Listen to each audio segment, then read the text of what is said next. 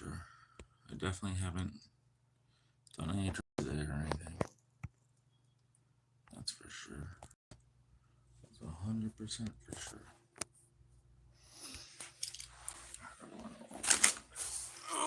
I actually did not fucking plan this. I just. Let's see.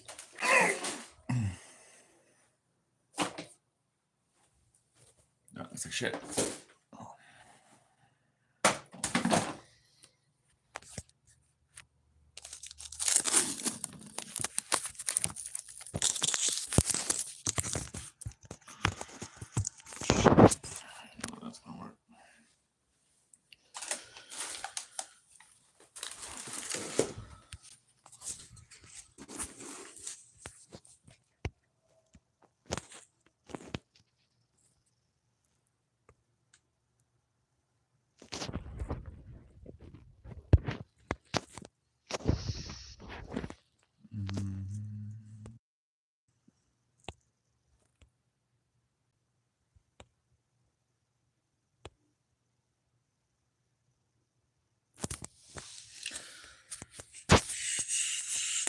What's up? I have a viewer! Holy shit! It's so weird to fucking stream and not have at least one fucking viewer. UFC fucking sucks from now on, pretty much, though. UFC 309 is so bad. All I care about... Who's Joe? Who's Joe, Ilya? Who's Joe? All I care about is Oliveira versus Chandler, and that's not even like a good fight. I'm pretty sure Oliveira is just gonna sub him again. There is that chance that Chandler knocks him out, but I don't think it's very likely. I think Chandler. What's he gonna do? Like, I just don't see what he's gonna do to Oliveira now that he's 2.5 years off, removed. Like, his best chance versus Oliveira, we saw it in the first fight, was to catch him early, but he's gonna be so fucking rusty that I think Oliveira. I don't know what the odds are, but I think you have to just slam Oliveira. I don't see how Chandler does anything to him. Unless he just doesn't have ring rust. But who's Joe? Who's Joe? Who's Joe, Ilya? Who's Joe? Who's Joe? I'm going to talk about, I don't know what I'm going to talk about. Really fucking high and drunk right now. And I just ate some steak, so I had the motivation to go live. When you're exiled from Jerusalem, you don't get the viewers. Thanks, musical. What a lovely fellow that musical guy is.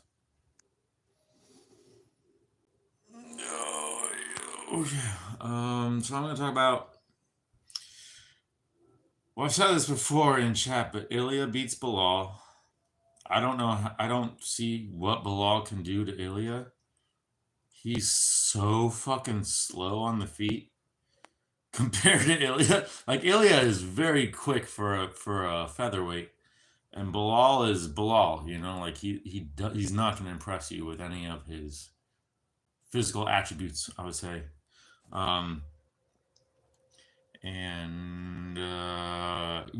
What's Bilal going to do? Unless he has the ability to just blanket him for 25 minutes, which I don't think he does. Really don't think he does. Like, he's too slow. Ilya's going to catch him coming in and put his lights out because he doesn't have the best chin. I think right now Ilya can be a triple champion so easily in 135, 145, and 170. So fucking easily. 155 is a big question. I think Islam probably beats him, but it's close. But that's close. Like, very, very possible quadruple champ. But I've only heard Ilya say he wants to be a triple champ, which makes me think that he can't be a quadruple champ, because if you want to be a quadruple champ, you have to have that goal first. That's what you're going to set out to do. Who's Joe? I don't know who Joe is. Yeah, but who's Joe? Seriously, who is Joe though? He's not a very big 140. Okay, look at Merab and look at Ilya. They're about the same height. I would say Ilya is thicker, but but not so much thicker where you would think that he can't make the weight. Like if Sean O'Malley can make, well, Ilya does weigh a lot more than Sean O'Malley. Sean walks around like 155, I think, 160, and Ilya walks around maximum probably 165. That's why, because there's been guys like Ben Davis who walking around at like 175 or some shit, and he's fucking cutting down to bantamweight. He's way bigger than Ilya. So if Ilya has like millions of dollars worth of fucking science behind him too. Like if he could cut down to 135, and do it the right way, and his power translates. What the fuck is O'Malley or Merab or anyone else gonna do? What are they gonna do to him? Ilya is heavier than Vulcan. No, he's not. He is, but he is dense though. That's the thing about Ilya. He's built like Leon. He's that slim thick where he looks skinny and thin, but he's super fucking dense, and you can just tell when he hits. Like he fucking hits hard. Sean does meth benders to make 135. Dude, all this meth talk and all this meth soul talk has made me very nostalgic for meth. I want to do it again. I've been debating. I've been heavily debating contacting my ex because she still lives pretty close to my old meth dealers, and if she still has their numbers or anything, like if I can get like, I would be able to get so much meth for very cheap, and because I really want to do a meth stream. I think a meth soul stream, me doing meth for the first time in like over 8 years, would be fucking hysterical. Yeah, Larry says hi. Yeah. Ilya's heavy. I don't know. I thought I heard Ilya say he walks around like 168, but I could be wrong. He would fight Merab though. Volk was walking around like almost 300 at one point when he was a rugby player, right? Like he was huge, and then he cut down, but Volk is still, he's built very big. He just cuts a shitload of weight. Vittori chin kind of way better than Max. Vittori's chin hasn't been cracked as much as Max has, but although Vittori's been wobbled, I would say more than Max. I don't know. I think Vittori's chin is starting to go. I think Vittori pretty soon, if he fights a power puncher in his next few fights, I think there's a chance that Vittori at least gets dropped. That soul stream. I know, just for the meme. That's what I really want to do. So if you can hook me up with some meth, or if I can get a hold of my old meth dealers, because they weren't just my meth dealers. They genuinely were. I think I told this story before, but they genuinely were my future worst case scenario in 40 years, and my ex-girlfriend's worst case scenario in 40 years. It was eerie how exactly like they were, and similar they were to us, but just tweaked out for 40 years. Vittori chin kind of way better than Max, not close. Bro, what cannoneer landed bombs on him? What do you mean? Bro, what cannon? You talking about Vittori? Yeah. Max just rolls for shots better. Yeah, true. And Max is just quicker too. So yeah, Vittori's just like a big stationary orc, and he just has those orc genetics. Really hope Vittori's next fight ain't an Apex main. It probably will. I have no fucking hope, and until UFC signs a new deal, when the ESPN deal is up, and if UFC can sign a deal that incentivizes them to make good fight cards, that's when UFC will be good. Until then, it's just going to get worse and worse and worse, and they're just going to keep shitting on us. And I think that's the whole goal. That's why fucking ESPN bought him out and got that contract to begin with, is to make sure that Guru talked about it, but I see this across all sports, and this is why I don't watch any sports anymore other than MMA and WNBA. Is because they purposely have made sports so much worse. NBA has gotten so bad since I've been alive. It's gotten so bad. NFL has gotten so blatantly rigged. I don't know how anyone watches it. Um, Baseball is just a boring sport in general. Soccer is a boring sport in general. And all those sports are just slowly getting worse. Even though technology is better, it'd be so easy to fix any corruption and any human error when it comes to refereeing. It will never happen because that's how shit's rigged, or one of the ways shit's rigged. But yeah, that's why I only watch MMA, and I still only have. That's why, like, when I saw Bobby tap immediately, my instinct was like, oh, that's fake. But then when I saw the replay, and I saw like his fucking skull just fucking pop, and before Hamza even got his second arm up, so when I saw that, I was like, holy shit, Hamzat's inbred strength is another level. But then finding out Bobby had a pre-existing injury, it makes sense that would happen, because I don't think anyone's strong enough to just do that on a intact jaw. Like, I feel like Hamzat could not do that to my jaw with one arm, no matter how I just don't feel like he could, because I don't have a pre-existing injury there. I could be wrong. I've never felt inbred grip strength before, but yes, it just, watching that live, it just felt so weird and so wrong, like, because we've literally never seen that before. What was Rob's pre-existing injury? His bottom teeth had already been pushed in. I don't know. I think it was in training or something, but his bottom teeth had already been pushed in a little bit, probably from sparring or from punches. So when Hamzat got him, and you saw it in slow motion, you saw it fucking like give way. The reason, and it gave way right before Hamzat was getting his second hand up. That doesn't happen to a normal lower jaw. Like, our bones are very fucking strong. Hamza has gotten. When I first saw that, I was like, oh shit, he's just a lot stronger now that he takes probably more steroids and vitamins, and he's not malnourished and shit, and he's not overtrained. But yeah, learning that about Rob makes way more sense, because that's not a natural thing. My very first instinct about that was right. That something's not. This is not a normal. That's not a normal tap. That's not something that happens in MMA, because Hamzat wasn't even under the chin. Like, it just looked so fucking strange.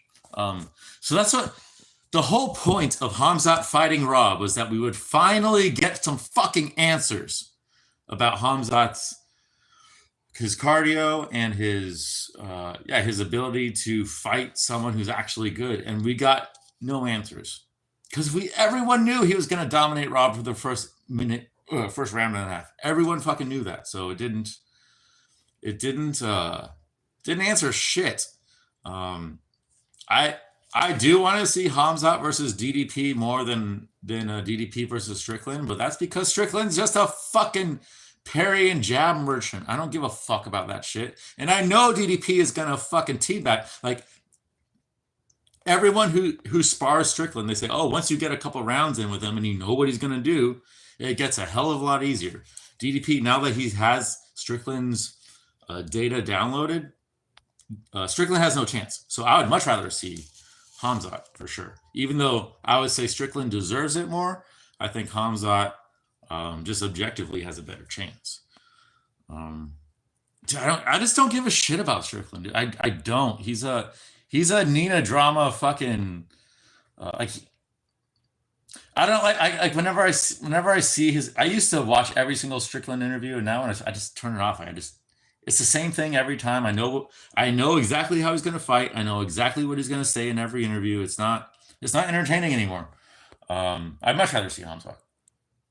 The jaw and teeth are very strong, but the soft tissue where your teeth are anchored to your jaw isn't so strong. Yeah, that's where Bobby's injury was. It looked fucking bad. Same principle as curb stomp, I guess. Yeah. I wish we got to round 2. I know if we would have gotten to just halfway through round 2, if Hamzat is the same Hamzat, which I'm not sure he is, but if he is, he's slowing down. But if he's a new Hamzat who's on vitamins and steroids and shit. EPO, who knows? I think Rob's still probably fucked. But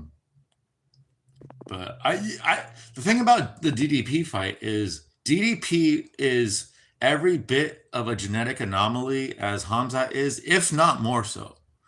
So everything that Hamzat does to all his other opponents, he won't be able to do to DDP.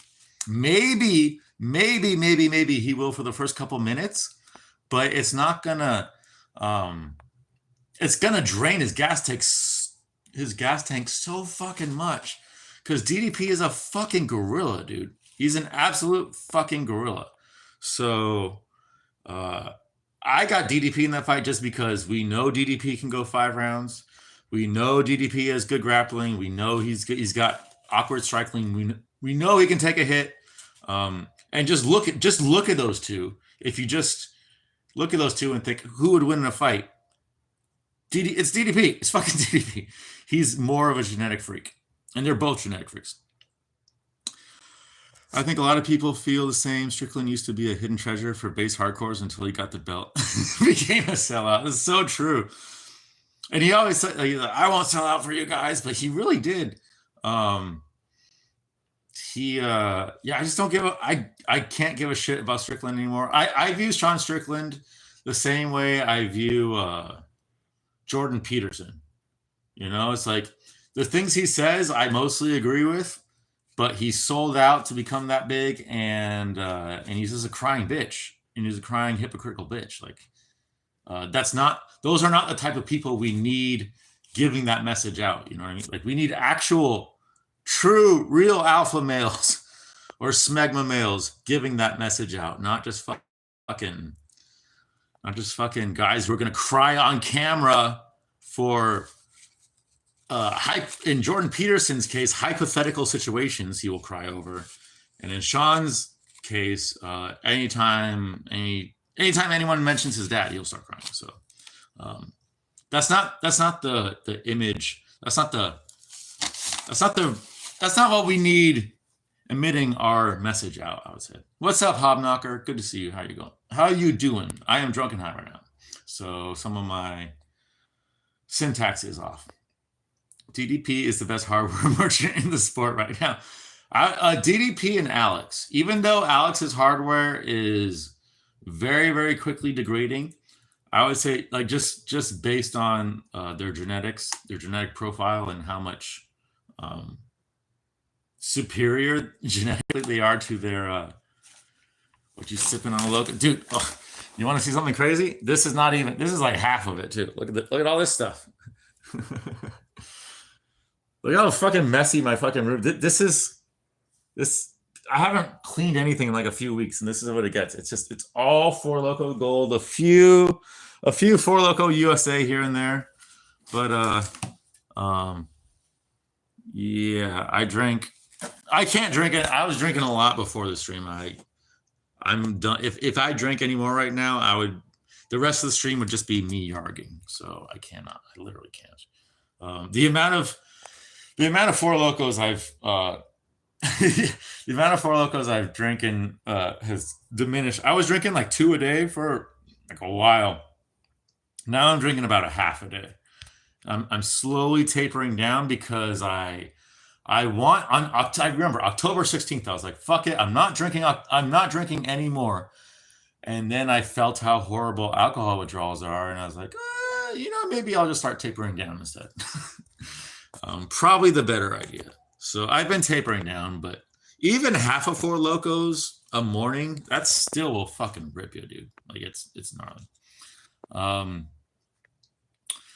Wonder who emits more estrogen, Strickland or Jordan Peterson? Well, I don't think Jordan Peterson was molested, and I know for a fact Strickland was molested. Like, that's like, he tries to deny, but that's 100%. So on that end, like, Strickland wins that fight. But Jordan Peterson, every single time there's a camera on him, or every single time he fucking starts yapping, he's crying. And also, I don't know I have no idea how old he is. He looks like he's mid-60s now, I'm guessing. Mid-60s benzo alcoholic. I would say Peterson is probably more estrogen flowing through their brains at this moment, but both of them have issues they need to fucking work through. I said this before, but when Strickland said that Jordan Peterson was the type of man that men should look up to, and that's a real man, I lost all respect for him. I was like, okay, go fuck yourself. Go kill yourself. I don't care. Go get raped again. I don't care. I don't care. If that's your thought about Jordan Peterson, you don't have a fucking functioning brain cell left in your head. So I stopped caring right there. Threatening a 50-year-old Navy SEAL with a broken, beat-down body gets Strickland dick hard. I know. Strickland is so anti-bully, but he's the biggest bully I've ever seen. And I think that's everyone's biggest issue with Strickland is his hypocrisy. He's so anti-gay, but he's one of the gayest fighters in the UFC, I would say. I would say out of all the UFC fighters, who brings up homosexuality more? Who brings up that topic more than Sean Strickland? And I would say no one. I don't think any 3 fighters combined bring up that topic more than Sean Strickland. So yeah. So I fell off the Strickland bandwagon. I can't even, like, right after he won the belt, I was really, really happy when he won the belt, and right after I was just like, ugh, go fuck yourself, dude. I was happy when DDP beat him, for real.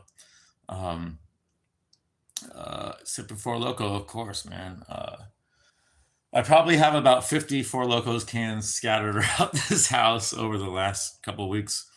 I'm gonna start cleaning though. I need to start cleaning. I'm gonna start cleaning because there comes to a point when it's just when your place gets so dirty, you're like, okay, fuck, I just have to do it, even though I have no energy because, yeah, Four Loko. And I did a whole bunch of DXM yesterday, which I'm still feeling today. And this is the billionth time when I've done more DXM that I've intended to, but this is the first time I did it. Like the previous times, I was doing more DXM than I intended to because I was already on DXM and I was just retarded and not really realizing what I was taking. But this time, it had been 10 days since the last time I did it, and 10 days previously before that. So second time in 20 days. I have no excuse for being that retarded, and I still took like significantly more than I was intended to because I forgot the little pills were 30 instead of 15. So I ended up taking a lot, and I still feel it today. And that shit just makes me fucking laugh because I'm like, I was not this retarded a couple months ago. I definitely not this retarded a couple months ago. But yeah, DDP, it will give you perspective on your life where you never really will get that angry about anything. But on the downside, it'll make you more retarded, especially if you're doing it like how. Yeah, the reason why I'm like this is because it wasn't because I was doing DXM, it's because I was doing it every day. Like I think I was on like a 5-6 straight day binge, and when you do that, even with taking CoQ10, like your brain just can't handle it. It's not meant for that. I don't know what he said about Jordan Peterson. Yeah, I heard him say that. I can't remember what he said it on. I want to say it was a Schmo interview, maybe a Helen E interview, but he said that because he was shitting on, I don't know, he was shitting on someone for not being a real man, and he said, yeah, Jordan Peterson's a real man, guys. Like, if you want to see what a real man's like, go see him. And I'm like, oh. I turned off the interview right then and said, fuck, I don't care. If those words come out your mouth, you are a fucking retard. Period. And I can't, like, if you like Jordan Peterson, whatever. But if you say, and I quote, he literally said, Jordan Peterson is a real man. Like, if Guru said that, I would never listen to Guru ever again. If Musical said that, I would never listen to Musical ever again. But they wouldn't say that. But they would never say that because it's not true. My dad used to love Peterson before he became a sad, shriveled, miserable geriatric pillhead. That's all he is, dude. Like, he's just that's the most apt description I've heard. Yeah, DDP really showed how fragile he is mentally. He started like. DDP showed that Strickland is more fragile mentally than Izzy. And Izzy is like a mental midget. So, yeah, both of them. The thing about I want to see DDP and Hamzat so bad, but only because I think DDP smokes him, and that's not because I'm counting Hamzat out. That's just because we don't know. We have no idea what new Hamzat is like, and just the eye test. Like Hamzat looks like somewhat of a genetic freak, and when you can tell when he's grappling people, he's a genetic freak, and people can't really shake him. But DDP is DDP is like a literal human gorilla. I don't know what he's made out of, but if I could choose any genetics physically to incarnate into ever, I think I would choose DDP. Like I don't think there's one I would choose over him. His entire fight style is predicated on the fact that he's genetically superior to you, and that's how he goes about fighting, and that's why it works for him, and that's why it doesn't work for other people. So, yeah, I think I'd rather have DDP genetics more than anyone else. Maybe Pereira, like when Pereira was a lot younger, when he was kickboxing, like his speed was like he was actually I wouldn't say as quick, but he was decently quick. Now he's so slow, like he's so fucking slow though. Now it's like I don't want to beat Alex Pereira right now. That's for sure. I want to be DDP right now. At least as long as the stuff Sewer King has said about him isn't true, which I'm pretty sure it's not. I'm pretty sure that's Sewer King projection. And I love Sewer King. Sewer King's the best. I'm probably Sewer King's biggest fan, or one of them, but at the same time, don't be saying that the most alpha Chad based fighter in the UFC right now, DDP, in terms of fight style, you cannot be calling that guy gay. You can't. You just can't. I won't stand for it, Sewer King. I don't care. I don't care that you're the most heterosexual man on the planet. And I don't care that you're not going to see this. Leave DDP alone. That's all I ask. But yeah, next week's card is fucking I have nothing to look forward to until I can't even remember what 310 is, but I think there's a couple good cards on 310. But MMA is so fucking dog shit right now. It's so fucking bad. Like, what do we have left? Stipe versus Jones? What the fuck is there even to analyze? They have one win. Between both of them, they have one win in the last 4 years.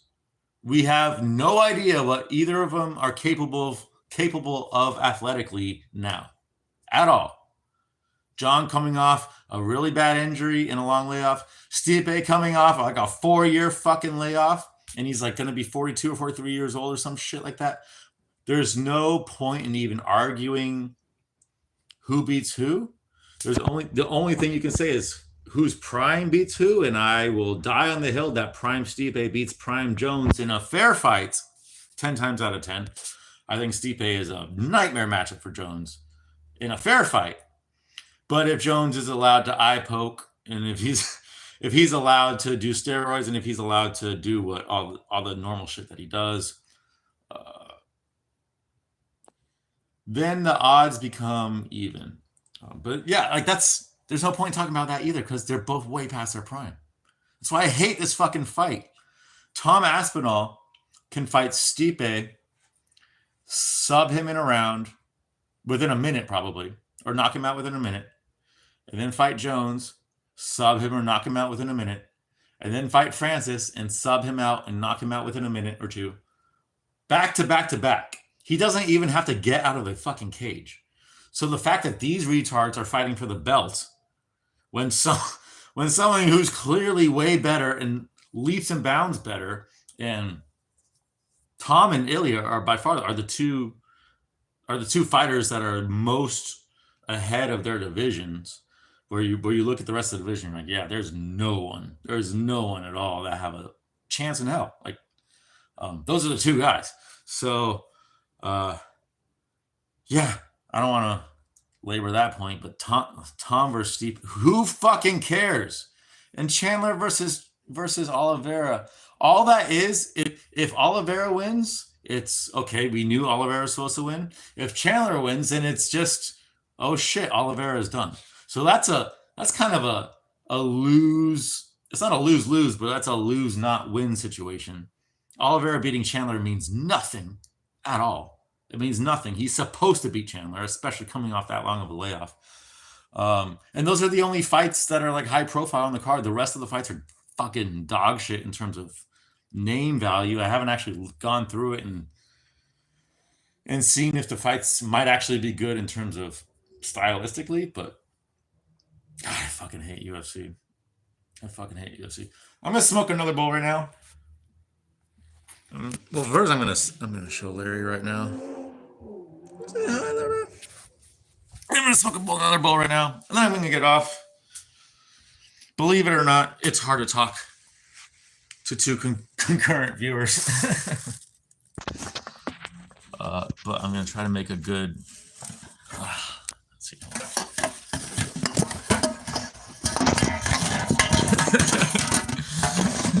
I love all this. I want to get as many Four Locos in the shot as possible.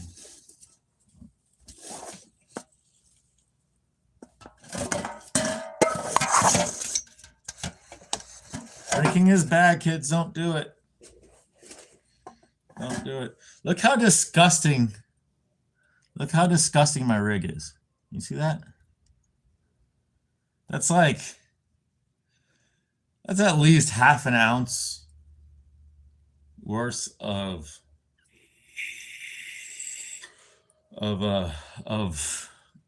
fucking concentrate I've smoked since the last time I cleaned it. If I have someone over, they're like, "Oh, I don't want to smoke out of that." But,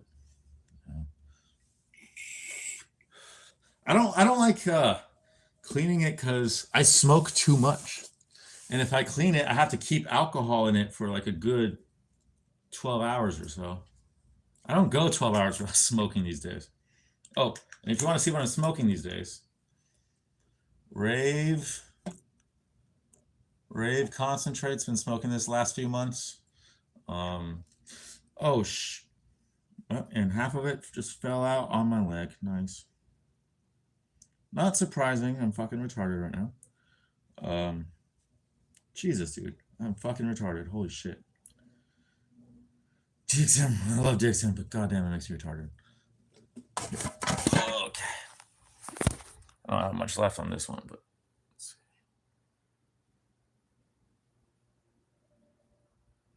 on the back it says 81% THC. I don't think I believe that. I think that's bullshit. I don't think it's 81% because I've had 90%, and 90% is, it doesn't look like this. It doesn't taste like that. It doesn't hit like that. I would say this is 60% maximum when they're lying, but yeah, I wish I could get those 90%ers again. Those 90%ers, because it's just pure THC bomb straight to the dome, but they stopped selling it for whatever reason, at least temporarily. Dabby, dabby, dabby, dabby, dabby, dabbut. Thank you guys for watching, by the way. There may be only a couple of you, but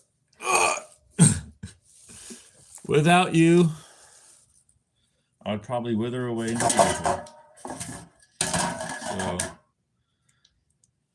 So, I can use that as my timer. I have a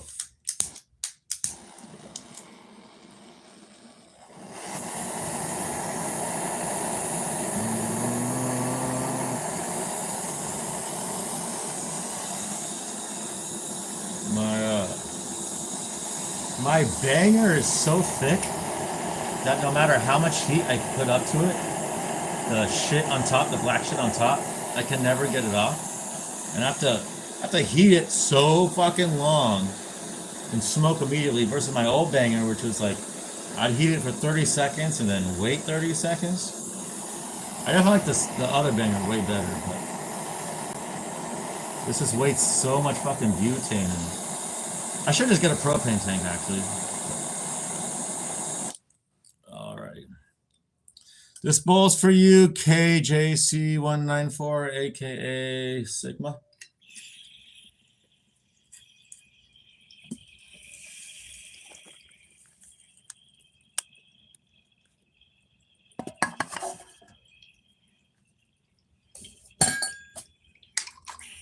That's what I was smoking.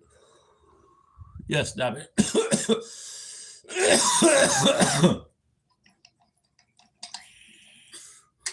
Yeah, I don't smoke flower these days.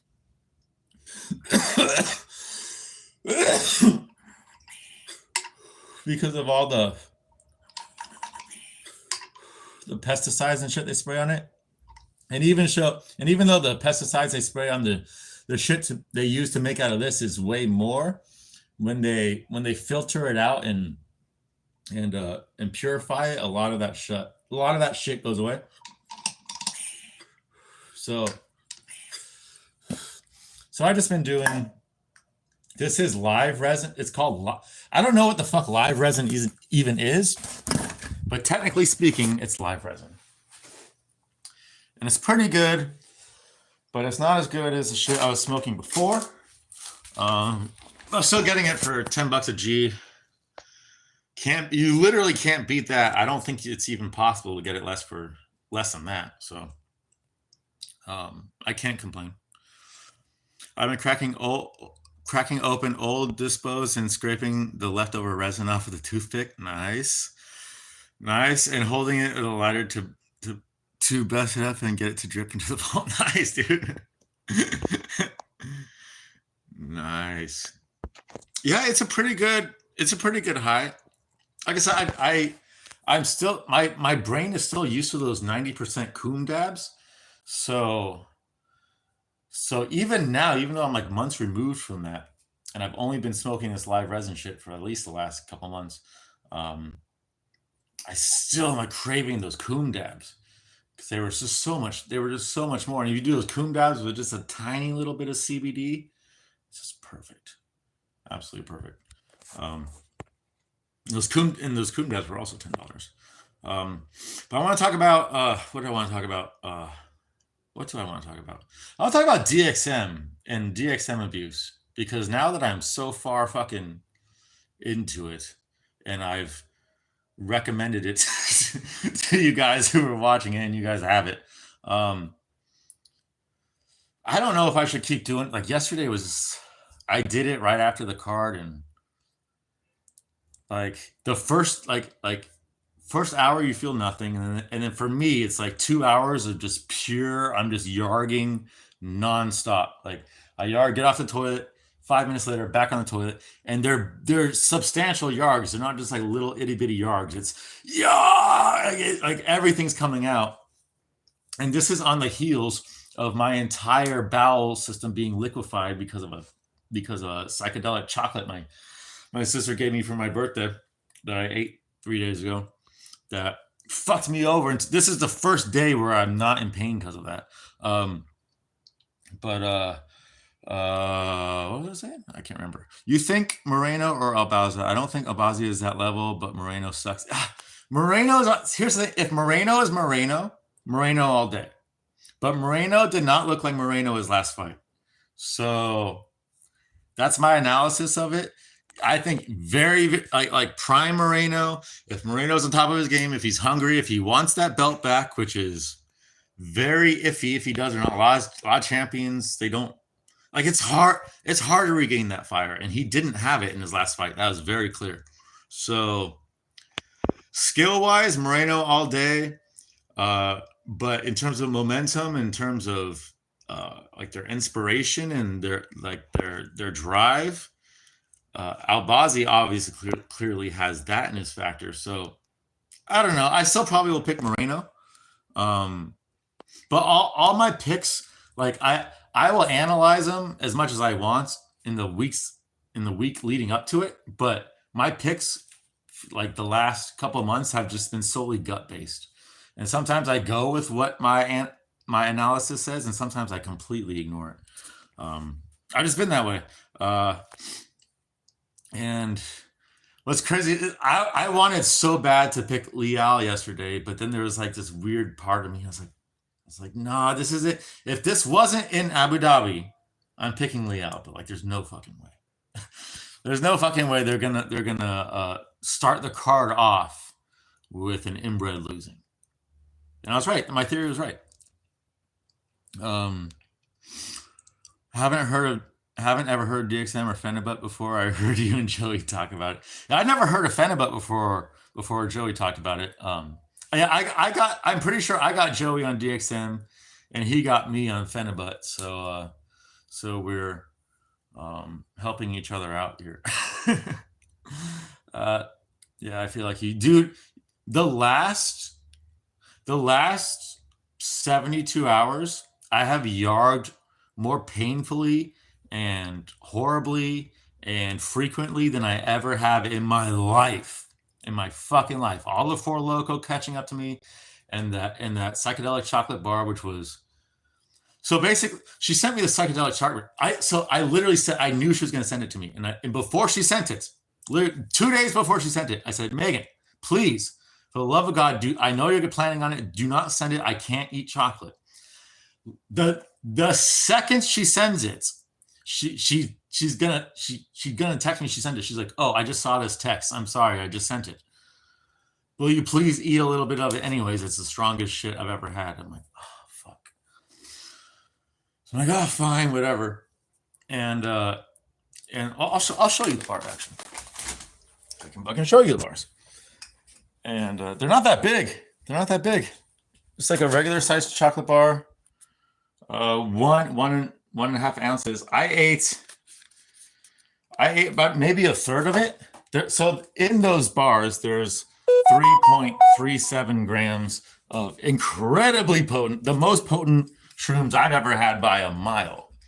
Because my plan was to eat an entire one of those bars.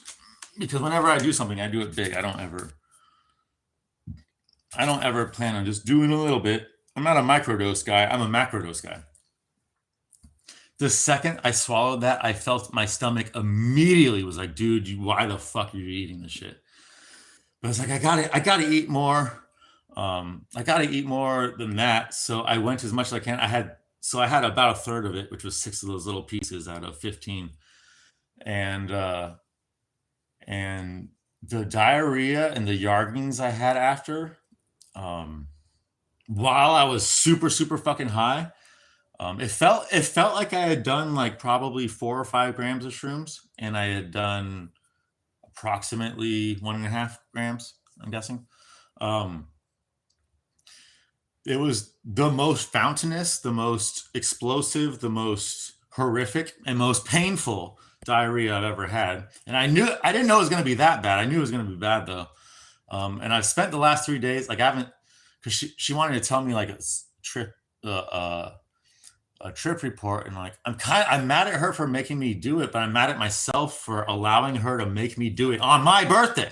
I didn't do it on my birthday, but for my birthday. You know what I'm saying? Like when I specifically told her before, I know I can't eat these things, but at the same time, as a psychonaut, I know why she wanted to give it to me, because those were some fucking strong ass mushrooms.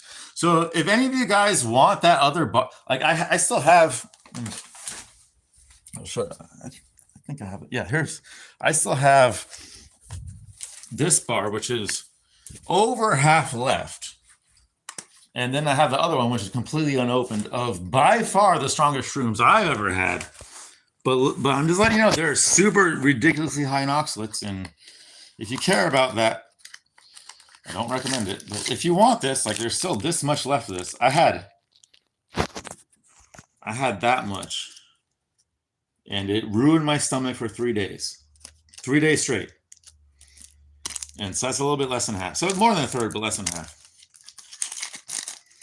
Really, really good tasting chocolate. Really, really high quality stuff, but it is loaded with oxalates. And I will not, I can't even microdose that. There's no way I could ever put that in my mouth again, even though it's the best shrooms I've ever had. It's crazy. I need to catch up on chat. I fucked myself. I realized I had 0 underdogs, so I flipped minute last pick to Ige. Oh yeah, that's yeah. You can't ever go by some cards. A lot of dogs win. Some cards, no dogs win. You can't. I know what you mean. It's like I think that way some way too. But every single fight is its own fight in a vacuum, and you not in a vacuum, but every single fight is its own fight in that scenario, in that area, in a vacuum, if that makes sense. And you can't really let what you pick for the other fights affect your thoughts on any other fights. But I know what you mean because you feel like a total chode when you pick all the favorites. You know what I mean? Like fucking what's his name? Like Jalal, fucking he's all like celebrating. He's like, oh, I did so good. Like, dude, you just picked all the favorites. Of course you did good. On a card that all the favorites want. Like that's not a cause for celebration. It's like okay, you did good job, but so that doesn't mean you're a good picker. Let's see what happens on a card where half the underdogs win. Those are the cards that separate the men from the boys, in my opinion. And that's why I don't really care about percentages, because people like Ilya will manipulate their percentages, and like I don't like I look when I look at someone's ability to call a fight. I look at like I don't even know what I'm saying right now, but I'm not looking at the surface level. And Ilya is probably the best MMA analysis, but he's also the biggest fucking troll too, and maybe one of the gayest people in Discord. So it's good with bad. Good, you take the good and with the bad with Ilya, but he's not nearly as bad as like Tommy and At and Ian and like he's way better than those guys in terms of how much I can. Actually, I like Ilya. I don't even know what I'm saying. I like Ilya. I think he's funny. I think the Discord's better with him, but he just goes overboard sometimes. I think the surgery was a few months after he robbed Kai, but he had a lot of recovery. Complicated, bro. Wait, so bro had heart surgery. I didn't know that either. So it's hard. Yeah, it's hard. Like so after heart surgery and like if you look at Luke, like after major surgery, even though it was connected to the Neil fight, Luke has not been the same fight. Like if who knows if Moreno's the same, like your heart, even though this is going in spiritual realm, but like your heart, that's you fight from your heart a lot of times. Like even though it's a physical thing, like if something's altered in your heart physically, that can affect how your heart just like spiritually and emotionally processes things. And if you're a fighter, that's really big. So there's a lot of and who knows, like cardio wise, that's crazy. That's actually crazy. I only did any psychedelics one time. It was an acid tab, and I hated it. You don't start with acid. Definitely don't start with acid. I thought it was boof at first because an hour passed and I thought nothing. So I was like, I get weed and it kicked in the mid-drive. Nice. The traffic lights were coming in a lot. Heart surgeon is crazy, bro. Status, he's cooked. That is, that's my. I agree on Bison. That's a huge red flag. When I got back, I watched some DMT visualizers and went to go piss, and I started pissing, and I felt my eyes go blurry and my knees buckle. Woke up on floor with dick and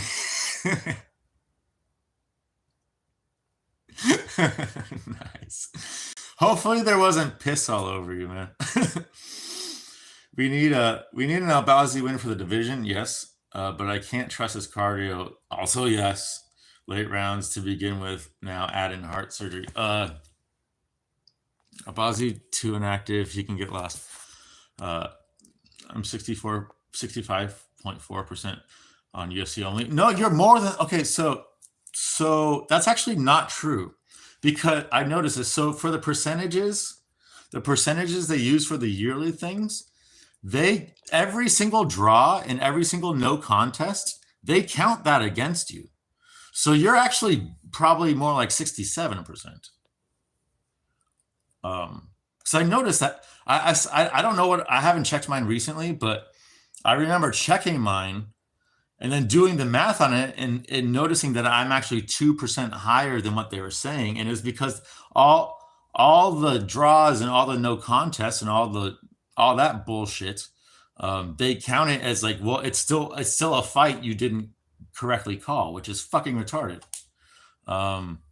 So in your overall percentage, it is just a push. Like in the percentage that they show, the 1% that they show, it's a push.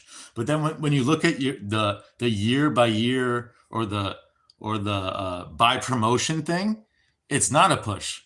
I did the math. Like, it's not a push. It's you can do it yourself if you don't believe me. It's really dumb. So no, that's really impressive. You're probably like 67%. But it's stupid. Like, why? It's very gay. Like, it should be brought up to them. The entire Tapology thing is so fucking, like, so many people use it. They could go on fucking Fiverr. They could go on Fiverr and just have someone for $5 make an app for them with a better user interface that would like better algorithms and better they can not incorporate draws and no contests into the fucking individual stats and shit, and could do like what I want to do. Like, for the individual stats, they say like the only thing they say for individual fighters is the fighter you pick the most. But they keep track of all of that. They can show all that shit. They just choose not to. It'd be really cool to see, oh, I picked this fighter this amount of time. Because I know for a fact that however many times Ilya has fought, I picked Ilya. I know that I have never picked against him. But I don't know how many of his fights that is. That makes sense. Well, I can see, like, I joined like late October 2022, so I can guess. But like, it would be cool to just see all the different fights and like all the different fighters. Oh, I'm 2-3 with Chandler. I'm 3-4 with this guy, or whatever it is. They can do that, but they choose not to. And it'd be really, really easy to code. Go on Fiverr. So that shit pisses me off about Tapology. And all the high level all the ones where you look at their percentage, like, oh, they picked 70%. That's just because they just spam favorite. That's it. That's all they do. Like, the vast majority of them just spam, I'm just going to pick the favorite every single fucking time. So if you do that, and if you do that for all the like the shitty promotions, you're going to get a 70% record. But does that mean you know anything at all about mixed martial arts? No, not at all. So I'm like at 62% right now. I'm proud of my fucking 62%, because I haven't skipped any cards, and I've been on a lot of like, I made the right pick, but there was the wrong outcome.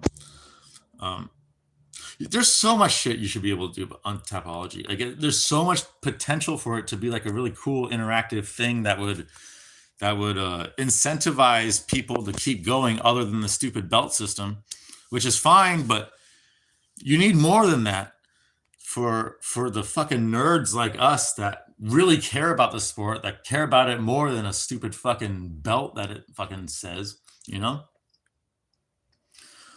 You can filter by fighters that you bet on in MMA tips.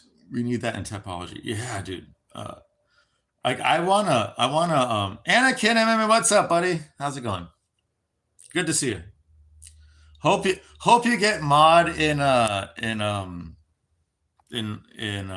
Arkansas's chat. I've never picked a TJ Brown fight wrong. I don't think I have either. He's not in the. I'm pretty sure he got cut, sadly, but I'm pretty sure. No. No, I'm wrong. No, I remember I picked against him one time and he actually won. Because I do remember thinking that one time and thinking, oh, I've never picked a TJ Brown fight.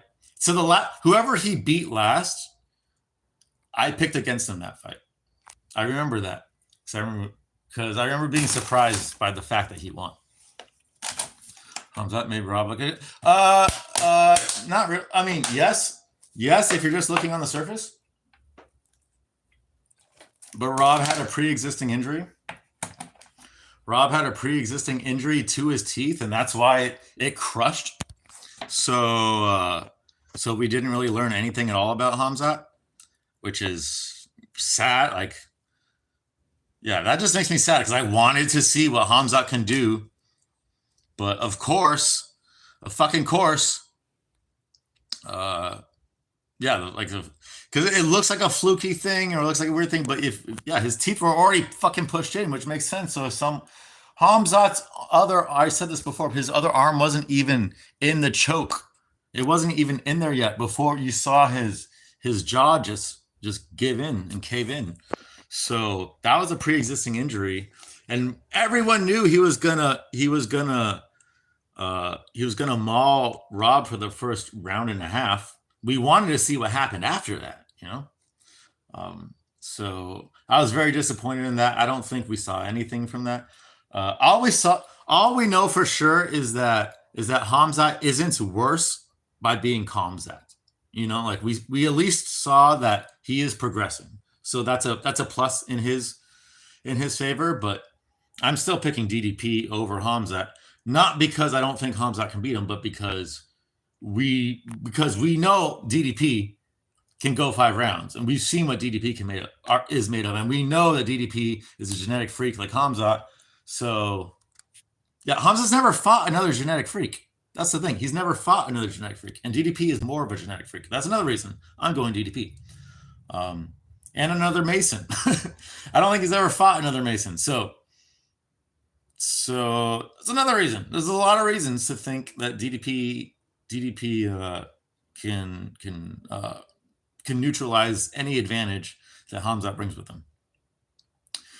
TJ Brown lost a regional fight a couple months ago. That's sad. Oh shit, you guys are talking. Nice. I appreciate it. Nice. A lot of times it's just me fucking yapping nothing, and I'm like fucking trying to figure out what the fuck talk about. I picked against who I wanted to win. It worked well. I had 11-13 yesterday. I mean, every favorite won, right? Besides, wait, who was the dog that won? I can't even remember right now. Nothing on the main card. Rubeski. Rubeski was the one. And Rubeski didn't even actually win. Like, if you picked Orobai, you picked right. Although I had a feeling that was going to be a much closer fight than anticipated. Everyone was counting Rubeski out because of his most recent performance, but I don't just look at their most recent performance. You can't do that. You like, especially when their most recent performance is an outlier like that one was. So I knew it was going to be tough. I didn't know it was going to be that tough, but I knew it was going to be tough. I had TJ as a dog against him. But yeah, Eric Silva, that was everyone's lock of the week on that John Anna card. Yeah. I picked Eric Silva. Yeah. Then I had Elkins as a dog against him. I don't know how Elkins was a dog. Yeah, I know. Yeah. You had to go Elkins. TJ Brown. Oh yeah, I read that. I like TJ Brown, but I think I only like him because I have that emotional connection to seeing him with I forgot the name of it, but that documentary series with Bryce Mitchell. TJ Brown was featured on a lot of that, so I have more. I always root for him just because I've seen him and he seems like a cool guy. He's Bryce Mitchell's training partner. And I like Bryce Mitchell, but they're not like the best fighters or anything, you know. I wanted Ilya to win, and I picked him. Yeah, same here. I picked Ilya to win. I knew he was going to win. In the middle of the week, I was actually leaning Max, and then I saw the press conference, and I saw what they were saying to each other, and there was no doubt in my mind that Max was going to get finished. Like I thought he was going to get submitted. I thought Ilya was gonna knock him down and then choke him out, but he just put his lights out, man. It was very impressive. Crazy that Patty Pimblett said that Max is the better boxer. That is insane. That is fucking insane that you can watch that fight and say Max is the better boxer. It's like, no, not even fucking close. In a boxing match, in a pure boxing match, it's going to go worse. Well, no, I don't want to say go worse because the entire, so this is why I love that fight, because it showcased Ilya's intelligence so much. At the beginning of the fight, so Ilya throws fucking hard, man. Ilya throws really, really fucking hard. For a guy who's so technical, he also is always going for the finish. And he's always going for the KO, which is why I love him.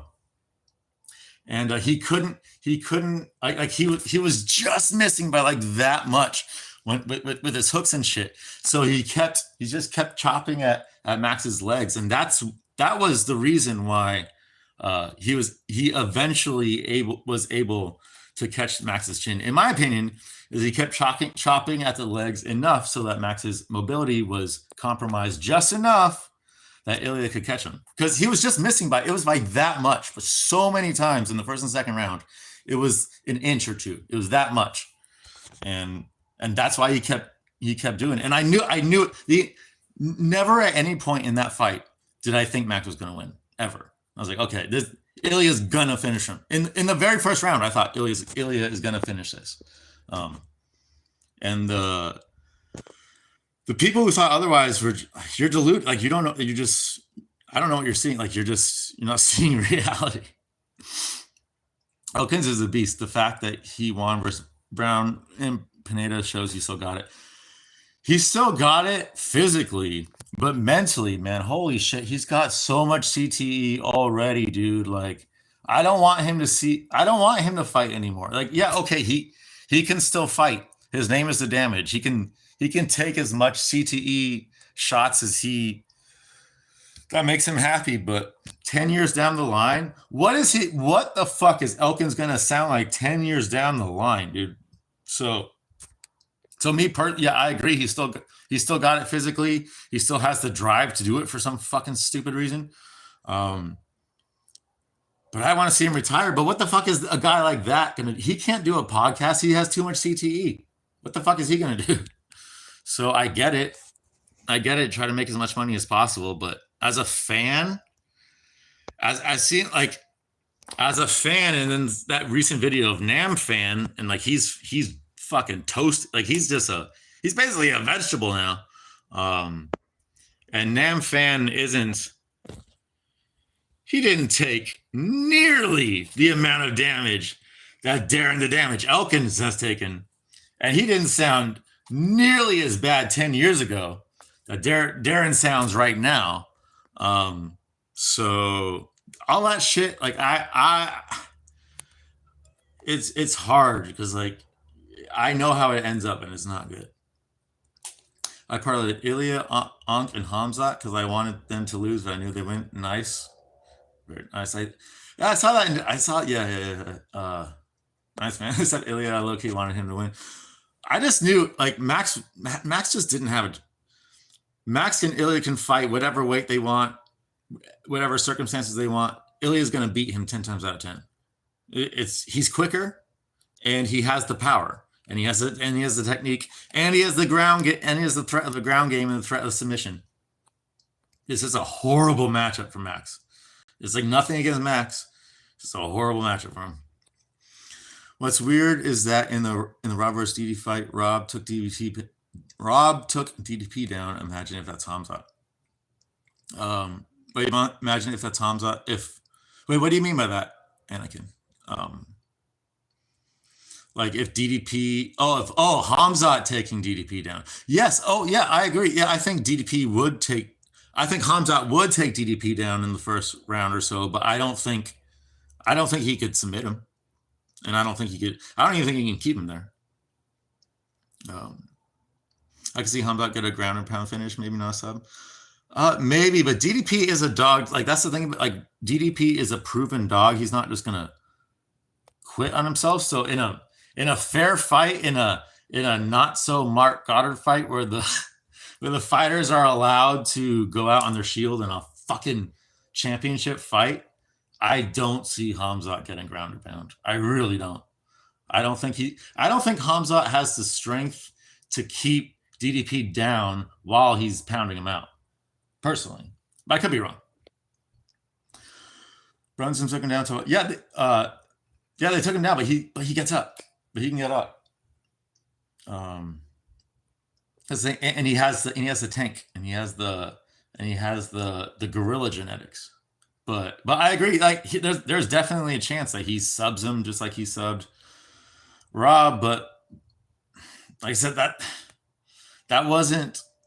He happened to sub Rob. Like, I don't know what Rob was fucking thinking taking this fight if his teeth were really that fucked up, but when he knows that Hamzat's going to be going for a choke, but it's so hard to even speculate on Hamzat fights because this fight answered nothing. It's just I'm just disappointed. Like I wanted to know one way or the other. You know, I wanted to see Hamzat go into the later rounds or just see him absolutely demolish Rob. Like see him absolutely like actually choke him out. You know, we didn't see that. So like if Rob didn't have that injury, I'm pretty sure Rob is getting out of that first round. Does he survive the beginning of the second? I don't know. I have no idea, but I think he survives at least the first. But it's even that is just speculation. Even that it's both. It doesn't count for anything. It's just my thought of it. We don't know, so that's why it's very frustrating. Darren Till had a guillotine on DDP. On DDP, I haven't seen that fight in forever. Yeah, but it's DDP has gotten a lot better too. Like that's the thing. DDP is getting older and better. Hamzat's getting older and better. Like you have to. The further back of a fight is in someone's career, you have to take it less and less. But even there, it's an inexact science. There's no exact science to truly analyzing an MMA fighter because their performance that they give out it's a direct reflection of where they are at in their lives personally many times. And like those are things that we can only infer based on interviews and shit, but we don't really fucking know. That's why MMA is fucking awesome. That's why I like it. Yeah, Hamzat's gonna get his back against the cage and get the front headlock position on anyone in the division. Yes, but is he gonna finish GDP there? And is he gonna gas himself out after the first round and a half? Because DDP is not the type of guy you want to gas yourself out. Because DDP will literally just gorilla you, and I could see DDP just fucking dumping him on his head like round 4 and just clubbing him to death. I really could. Aslan was an underdog. Yeah, that's crazy. I thought. Well, that one was a pure gut. I didn't even. I mean, Aslan's not good. Aslan is not fucking good for what it's worth. He's just he's gonna get. I'm waiting to fade Aslan. But this wasn't the fight. This definitely wasn't the fight. All of Hamzat's fights are binary. If you can survive past 2.5 rounds, you have a clear path to victory. Yep, pretty much. But we don't know. It's like yes, but that's old Hamzat. Maybe new Hamzat with vitamins and steroids and maybe EPO. Like maybe that's not the case anymore. That's why I wanted to fucking see it. That's why, yeah, very very frustrating. When it comes to Hamzat, I really can't. I just feel like talking about him it's mental masturbation. We really don't know anything. Like I said, the only thing we know is that Hamzat still has it. Like he hasn't lost it. I checked 3 bookies. He was a pick'em. Aslam. Yeah. On FanDuel, he was -104. So a slight underdog. It was -104 versus -112, but it was a pick'em. I hate Hamzat, but he's improving. I still think Usman is overrated, not that good. I agree. Usman is overrated, not that good. Just inbred people in general. Oh, damn, I'm far behind. Inbred people in general, I tend not to root for just because I know their mental capacity and I can't really root for someone like that. Like Shar Bullet. He's got a fun fight style, but I know his mental capacity is that of a fucking caveman, so it's hard to root for him personally. The topology. So the topology. I gotta eat as well because I'm starting. I just hit like a fucking wall. So I have the remainder of my steak and veggies here. I've consumed the past. Let me see.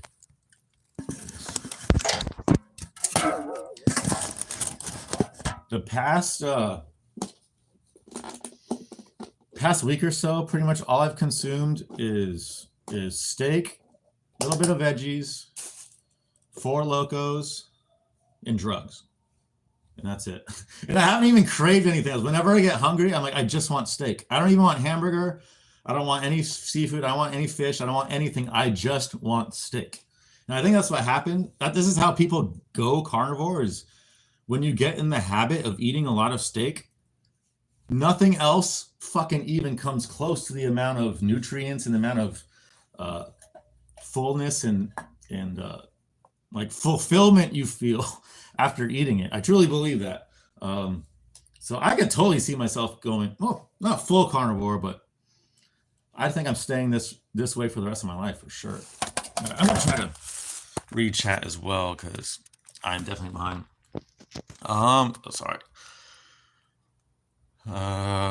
Raphael because of the undefeated sake. Wait, Raphael. Wait, who's Raphael on the next card? I haven't looked at the next card, so I'm sorry, and I'm drunk and high, so I'm a little out of it right now, and I need to eat. This next card is bland. No one stands out to you, dude. The next like 5 cards, I don't really give a shit about. It's hard. Like the thing that keeps me excited. And Guru said this. But it's the thing that keeps me excited about MMA isn't MMA. It's just like bullshitting on Discord with you guys and just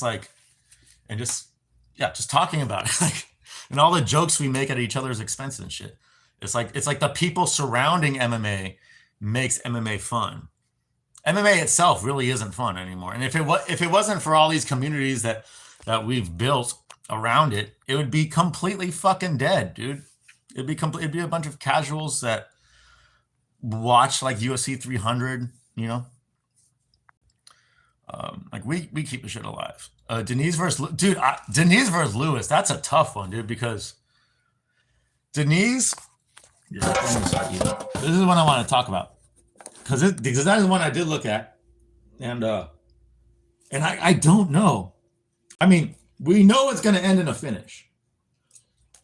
Ain't no fucking way. Steak, spicy steak and veggies. Come on. Spicy steak and veggies. What 6-hole eating there? I've been really into eating steak with like romaine, or steak with broccoli, steak with cabbage, because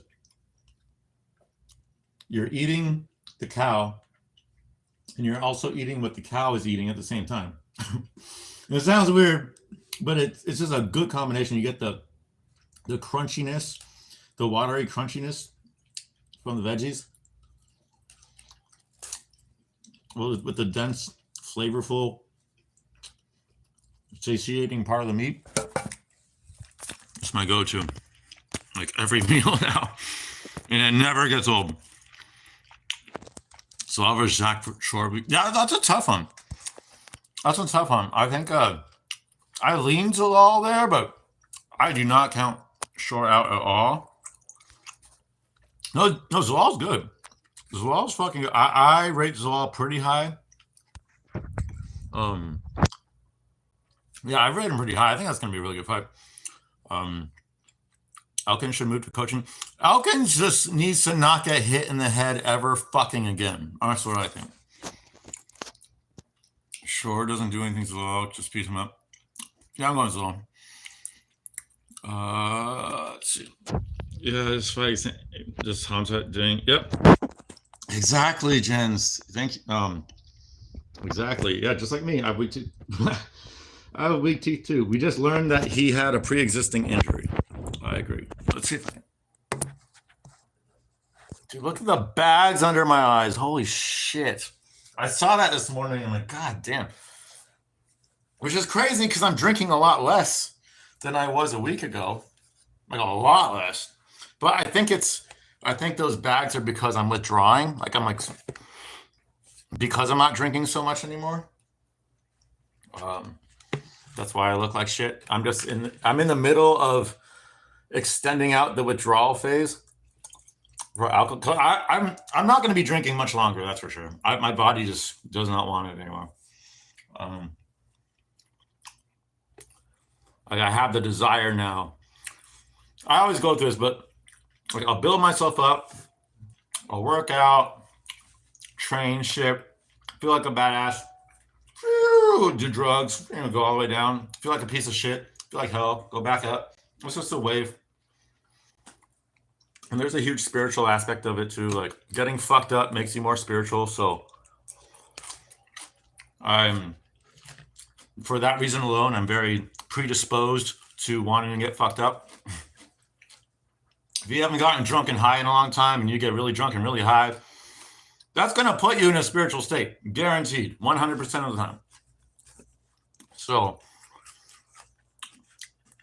that's my issue with it. But I'm on the tail. I can feel it.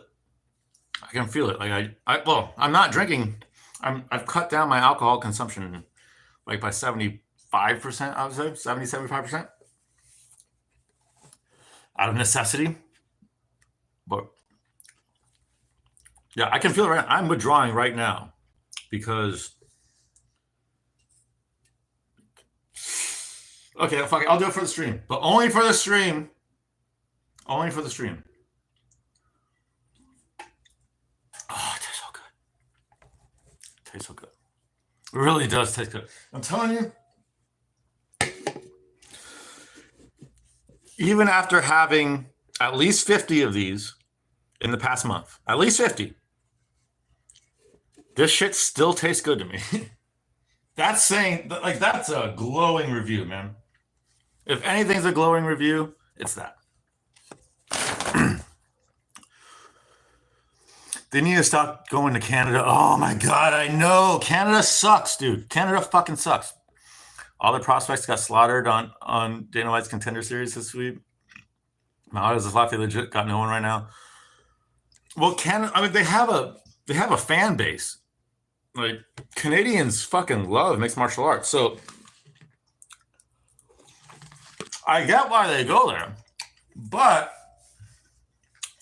or as Eugene Berriman would say, but they don't have any talent. Canada has a large fan base, but they don't have any talent. Share KO. Yeah, dude, yeah. Share the bullet KO. I said this in Discord. It wasn't exact, but it reminded me of the Yuri double elbow KO on Dominic Cruz. Not Dominic Reyes.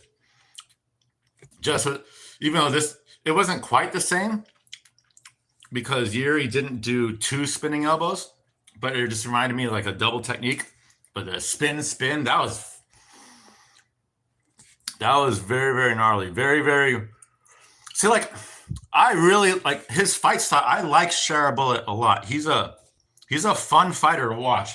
And the fact that he's an inbred who doesn't grapple and he never wants to grapple, and his instinct is to strike. His instinct is like that. And he looks like Guru. He looks like a crazy psychotic, like, I don't even know how to describe the way he looks, but he looks like a more in shape, more inbred, an in shape inbred version of Guru. It's hard not to root for that, but at the same time, what he did to that guy, like sucker punching a guy, like and stomping him on the. Like Sewer King just did a video on it today, but I saw that video years ago. It's hard to root for someone who would do that to someone. We have Pratis versus Magni. Oh, I hate Mag. Oh my God, dude. I want to see Prates versus Battle is the fight I want to see 100% of the time. I think that fight's going to deliver. And who else? Prates versus Jeff Neal as well. Ilya said that. Prates versus Jeff Neal would also be a really good fight. I don't care about Prates versus Magny. Like, what the fuck is the point of that? That proves nothing. I think Denise will win. Denise proving wrong against Carl Williams. Denise is going to have the speed advantage. So I lean him, but You never know with a fucking Derek Lewis fight. And if the fight goes, I mean,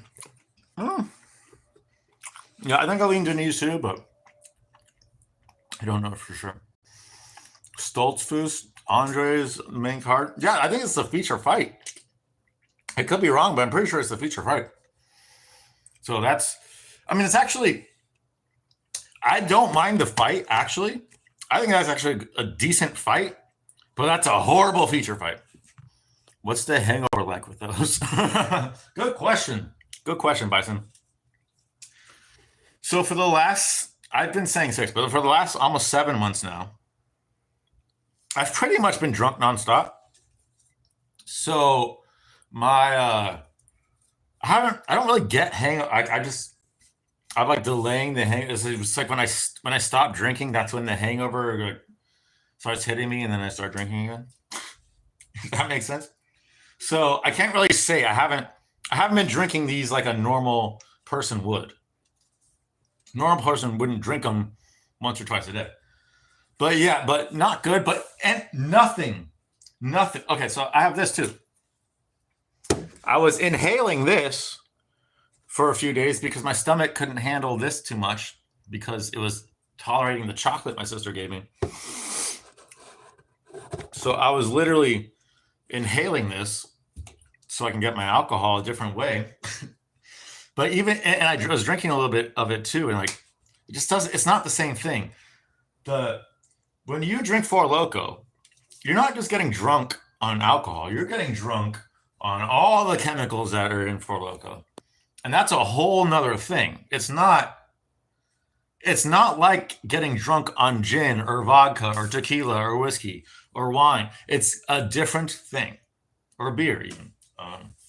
And that's why I do it, because it fucks you up the most. It's like you get the most bang for your buck, but it at the same time it fucks you up the most.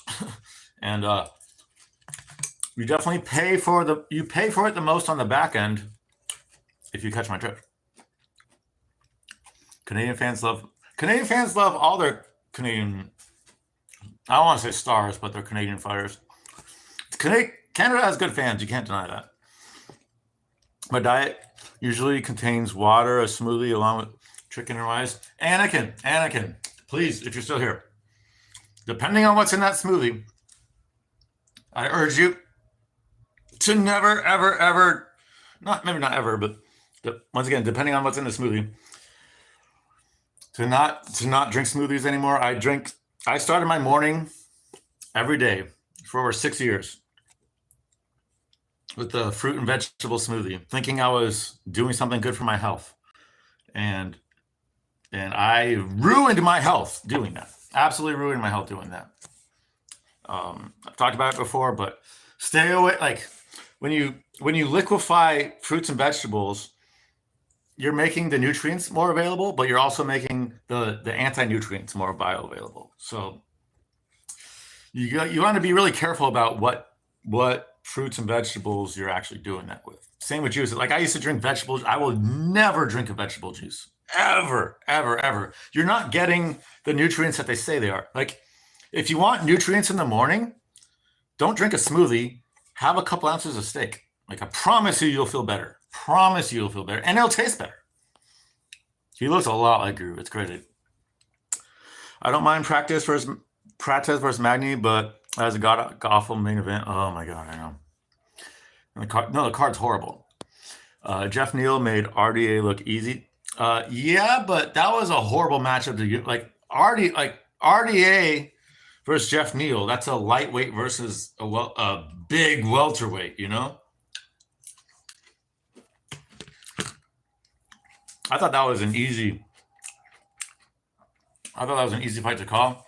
I mean, RDA's knee gave out, so you can't say for sure. But that's one of the ones where, like Jeff was just going to beat his ass until either 3 rounds ended or he gave up. But that was definitely one of the ones I didn't have an issue thinking. And it was solely because of their frame. Like Jeff hits fucking hard, and RDA is a blown up light. Like RDA is smaller than Gilbert Burns. Like, he's not a big welter. Like, is there a smaller welterweight than RDA? Like, when he's welterweight size? Colby, maybe? Maybe? No, I think Colby's bigger. I would say even Colby's bigger. So, for me, that means nothing. I don't know why they made that fight anyways. RDA is way too old to be fighting guys like Jeff Neal, in my opinion. A prelim on the opener, Magny practice card is Trickley and Trishan Gore. Trace Gore. I don't think Gore is good, but I think he is improving. So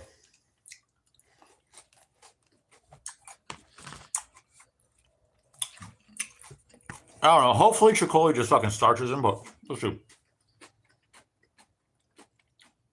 Silva was awful. I consider picking him up. Dude, Silva does not have. He just doesn't have it anymore. He doesn't want to be in it. You can see it. He just doesn't want to fucking be in there. And that's fine. I get it. I wouldn't want to be in there either. But you got to stop fighting at that point. Yeah, I picked what's his name? Narudiev. I picked him. The fights I got wrong. I picked Chris Barnett. Dude, I saw. So I picked Barnett, and I even bet on him because I thought I wasn't sure he's going to win. I just thought there was good value there because Kennedy sucks, and he has not been looking good lately. But when he did that stomp thing in the intro, this shit's really fucking spicy, by the way. That's fine. That's why I'm doing that. Very, very spicy. Like, insanely spicy. But I saw him hurt a little bit, and then right when he injured it, I saw it immediately. Barnett was winning that fight up until the point where he severely injured himself. But if he first injured it when he was fucking doing his entrance celebration, that's fucking insane. And but also not that surprising from a fat guy, right? I don't know. I was kind of sad. That's how I lost my money. Silva has not even close, dude. Yeah, Silva's not. I don't. Dude, I'm sorry. Whoa. The mixture of Four Locos and spicy steak and vegetables is getting me. Look at these bags, man. Look at the bag. Ugh. Normally don't look like that. Every time I go to Guru's stream, he's tweeting. Who the fuck is reading this? True. I know, like, I have a Twitter as Kelvin. I go on Twitter like maybe once a month.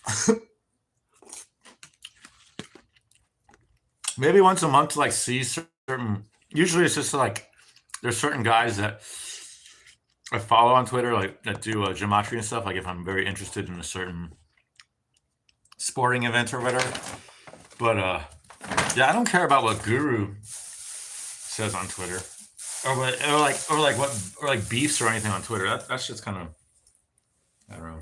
He does do that for at least a minute at a time. Twitter fingers. Be very proud of himself over something he said. But I don't want to shit on Guru too much because one, I don't think he's going to be around much longer. And two, I think he's way better now than he was before Izzy put a curse on him. So I'm not going to shit on him. He's way more entertaining. And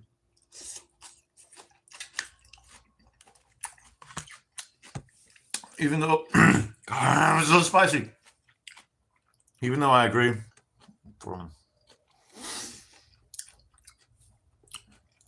even though I agree, I don't think he's gaining a lot of new followers from Twitter or really interacting with a ton of his followers from Twitter. But there is a small number that just because he tweets something, and I'm sure there's people who saw his interactions with Nina Drama, and that's how they got into Guru. So even though it's dumb, like, there is a benefit to doing it. Although I personally wouldn't do it. I just hate social media. Does he put a curse on Puru? Yeah. Yeah, dude. Don't you remember? Don't you remember how sick Guru was in the lead up to the DDP? The lead up to the DDP Izzy fight? And magically, Guru gets better right as the fight starts. Like Guru tells the story. Like, he's starting to get better right as the fight's starting. Because Izzy put a curse on him because Izzy didn't want Guru making videos on him diddling dogs and shit. Yeah, I can't blame it. Like, if you are a black magic practitioner, that would be something you would probably do, right? You'd probably feel pretty justified in doing. And the timeline of it all. But ever since then, Guru's been way better. So I wasn't really watching him much before, but I remember when he first got sick. I thought that was my initial gut instinct too. Before anyone even said it, I was like, "Oh, Izzy put a curse on him." Like, duh. Of course he put a curse on him. Like, he's fucking asking for it. If you know anything about how fucking magic works, like, leave those guys alone. Don't ever fucking date a witch. I don't ever talk about it, but I briefly dated a witch.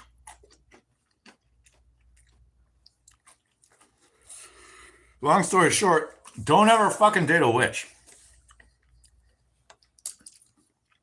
I saw Izzy watching film on Imavov. Might be his next fight in Australia. I saw that, but who? Maybe I don't. I kind of wanted to see Izzy versus Sharp Bullet. Although that would probably just end up a lot of like missed kicks. Guru and Clown Show need Guru. That would never happen. I don't think Clown Show likes Guru.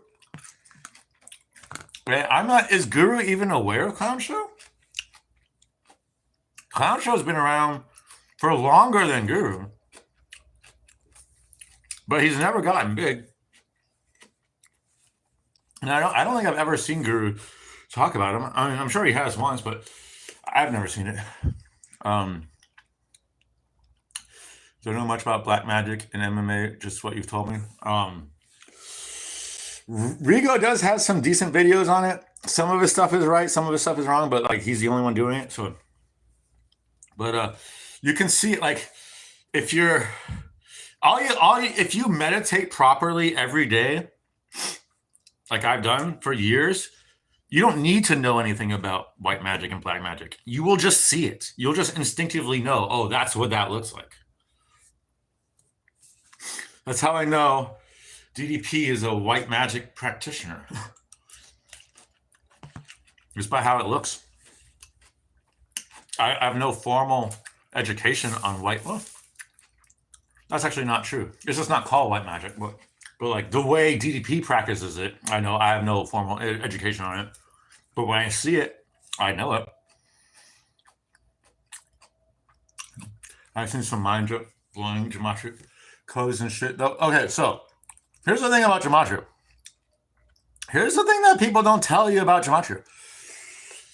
And it took me a while to apply it to my own life and be like, oh shit, it's more than like gematria, like gematria codes that hit and shit. It's not evidence that anything's rigged. I mean, scripted, yes, but it's not evidence that anything is rigged.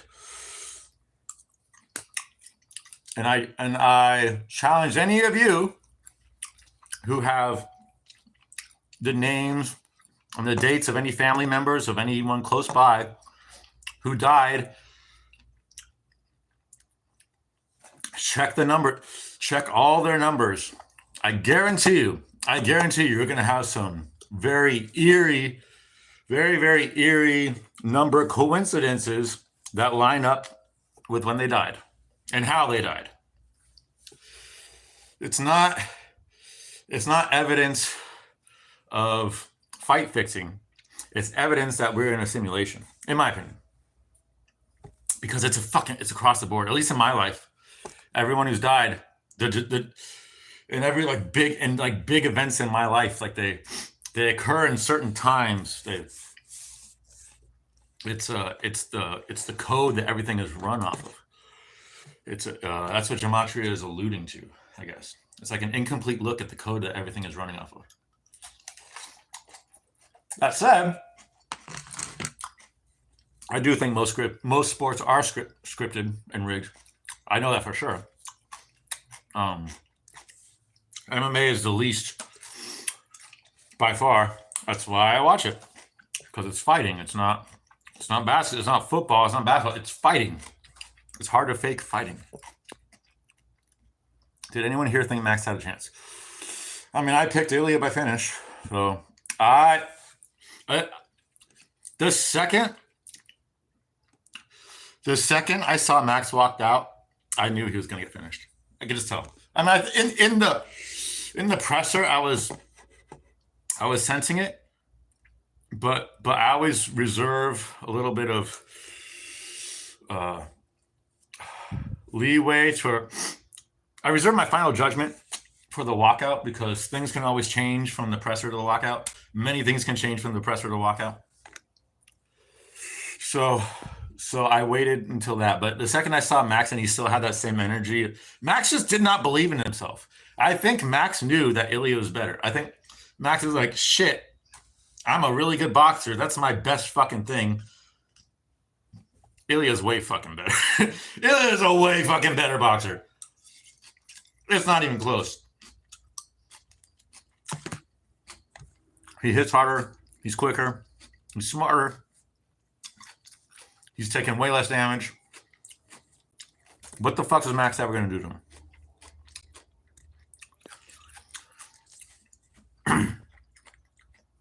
And Max couldn't sit on his shot, too. That's the thing. Max did some cosmetic damage to Ilya, but he never really did real damage to Ilya. And he can't, because Max can't sit on a shot against Ilya, because he's going to get hit too hard. Like, it's not going to be worth it. So, yeah, that's why I picked Ilya. I couldn't believe that 42% picked Max. I knew there was the recency bias that he knocked out Gaethje, but I picked Max against Gaethje. Only 30% picked Max against Gaethje. You can go back on my typology. I picked Max against Gaethje. I feel like Max fights are pretty easy to call. You know what he's good at. You know what his weaknesses are. You know what you're gonna get out of him every single time. It's not like certain fighters who are crazy anomalies where you have no idea from one fight to the next how they're gonna look, what their mental attitude is gonna be. It's like Max has too much CTE, and he has too comfy of a life where you're not gonna get those wild swings with him. You know, he's got his hot wife, he's got his family he loves. He lives in Hawaii. He surfs all the time. He's gonna be Max every single fucking time. But you get fucking wild cards like Hamzat coming in like Hamzat this card. Like, you don't know what the fuck. I didn't know what to expect from Hamzat because we've never fucking seen Hamzat before. So yeah, but yeah, Toptoruo's power too much, speed too much. I just 50. Toptoruo beats him at 55 too. Maybe it's a decision. Maybe Max can ride to a decision, at 55 and not get chinned, but stylistically, Topuria is always going to beat Max no matter where they fight. They haven't been hitting lately at all. All the Gematria Schizos had Jamal, Urseg, Dustin, Yuri, Izzy, O'Malley. Well, I've seen. I mean, I haven't been looking at MMA Gematria recently because that's the thing. MMA is a real sport still. It's not 100% real, but it's like at least 80% real compared to every single other fucking sport is 100% predetermined, in my opinion. So MMA is a sport where gematria doesn't even make sense to do. Like, I was doing it for a while, and when I realized that my results using gematria were worse than me just using my brain and using my instinct and using what I can feel out from these fighters, like mentally and spiritually, like that's where, like, I don't really use gematria. Actually, I rarely use gematria these days just because it's such an easily manipulated thing. It's just like reading one page out of a book. I'd rather read the whole book. Six hole, where does your consciousness go after death? Good question, Cutler X. I think it depends on where your soul. Well, first off, I think if you're an NPC, and I truly do believe there's a lot of NPCs in the world, I think you just return to the planet. You just get recycled. Your energy just gets recycled. Your data gets recycled, and you become something else. But if you have like self-awareness and awareness in general, and you've done a lot of just pondering and you've done a lot of contemplation, and you really built your spiritual reservoirs by meditating and shit, you grant yourself the ability to escape this world if you can do it. Because I believe I pretty much have a Gnostic viewpoint on things because my experiences, all my spiritual experiences, like before learning about Gnosticism, they lined up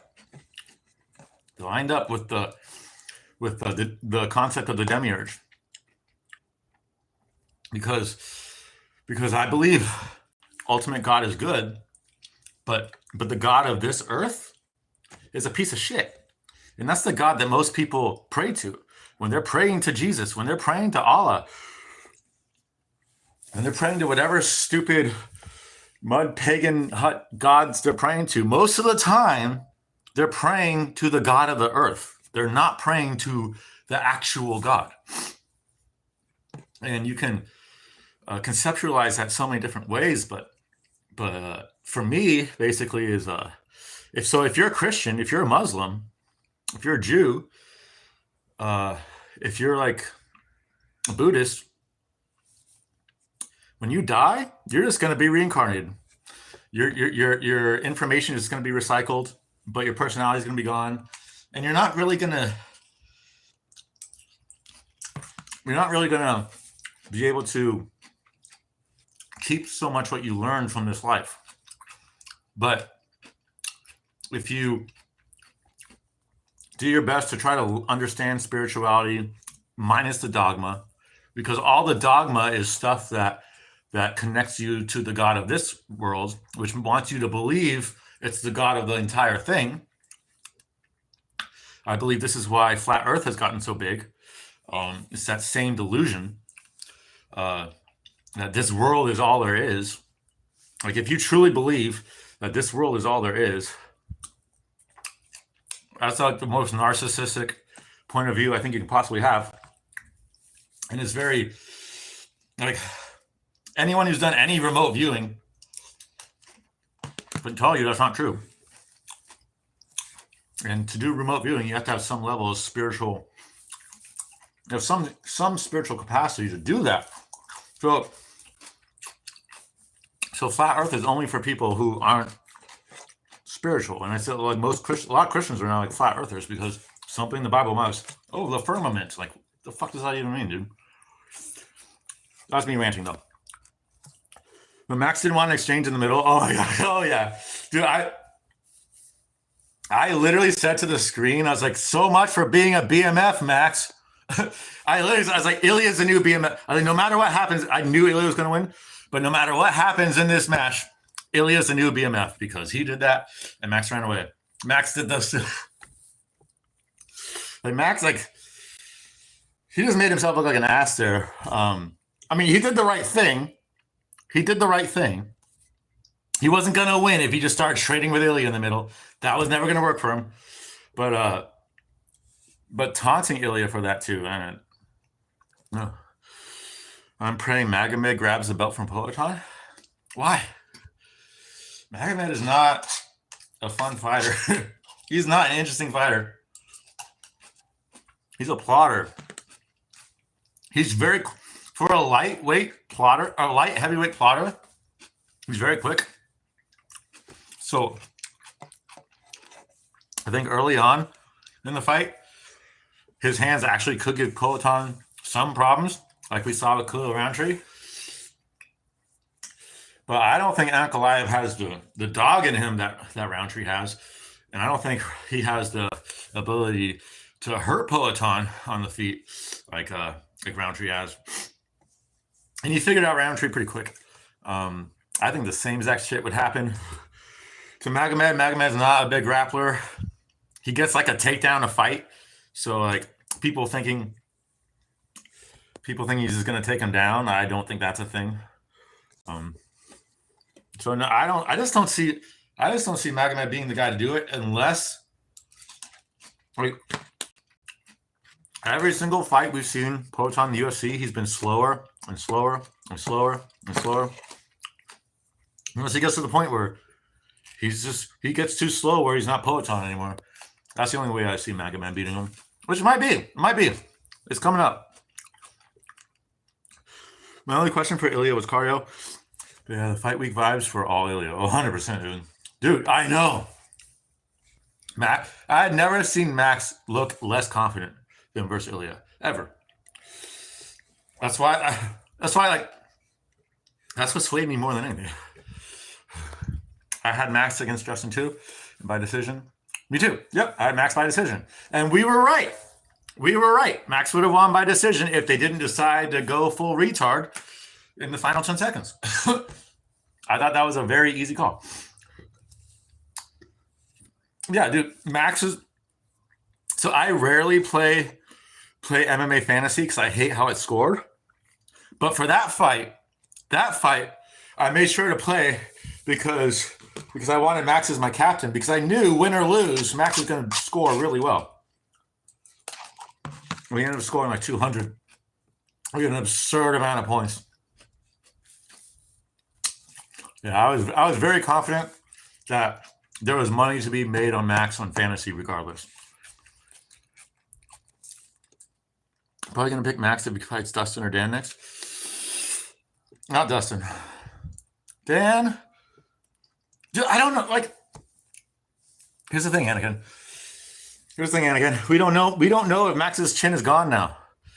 If Max can move up and keep his chin, and he has the same coconut chin as always, then I like his chances versus Dan.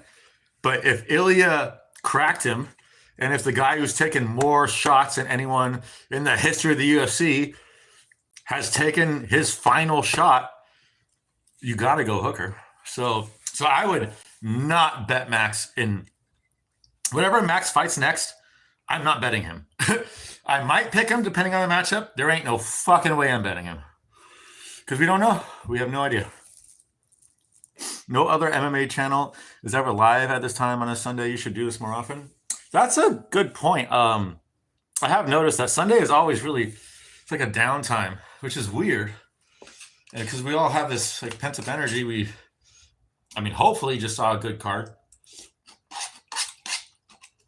Yesterday's card was good.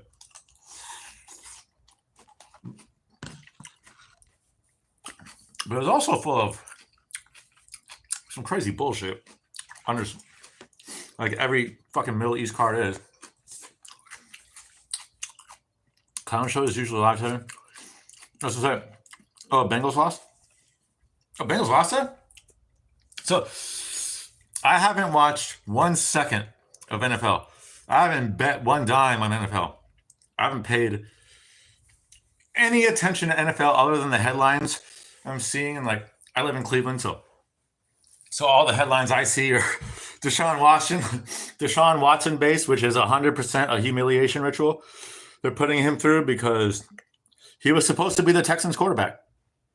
That was the plan. And he didn't want to be the Texans quarterback. So they're like, fine, go to Cleveland.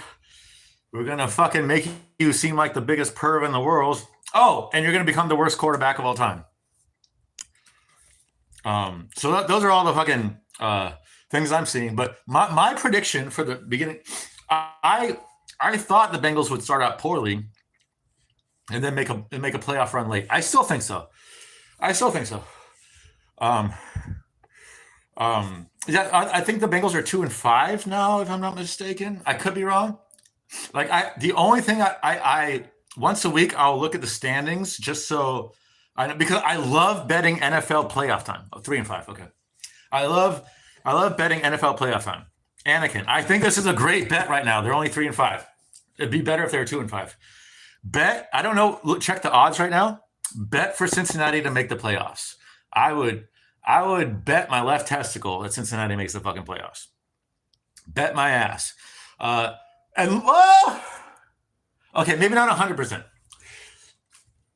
Caveat. If Cincinnati does not make the playoffs this year, they will be one of the big teams next year. Because Joe Burrow didn't do all those fucking humiliation rituals for no fucking reason, right? And this is something I noticed with professional sports lately.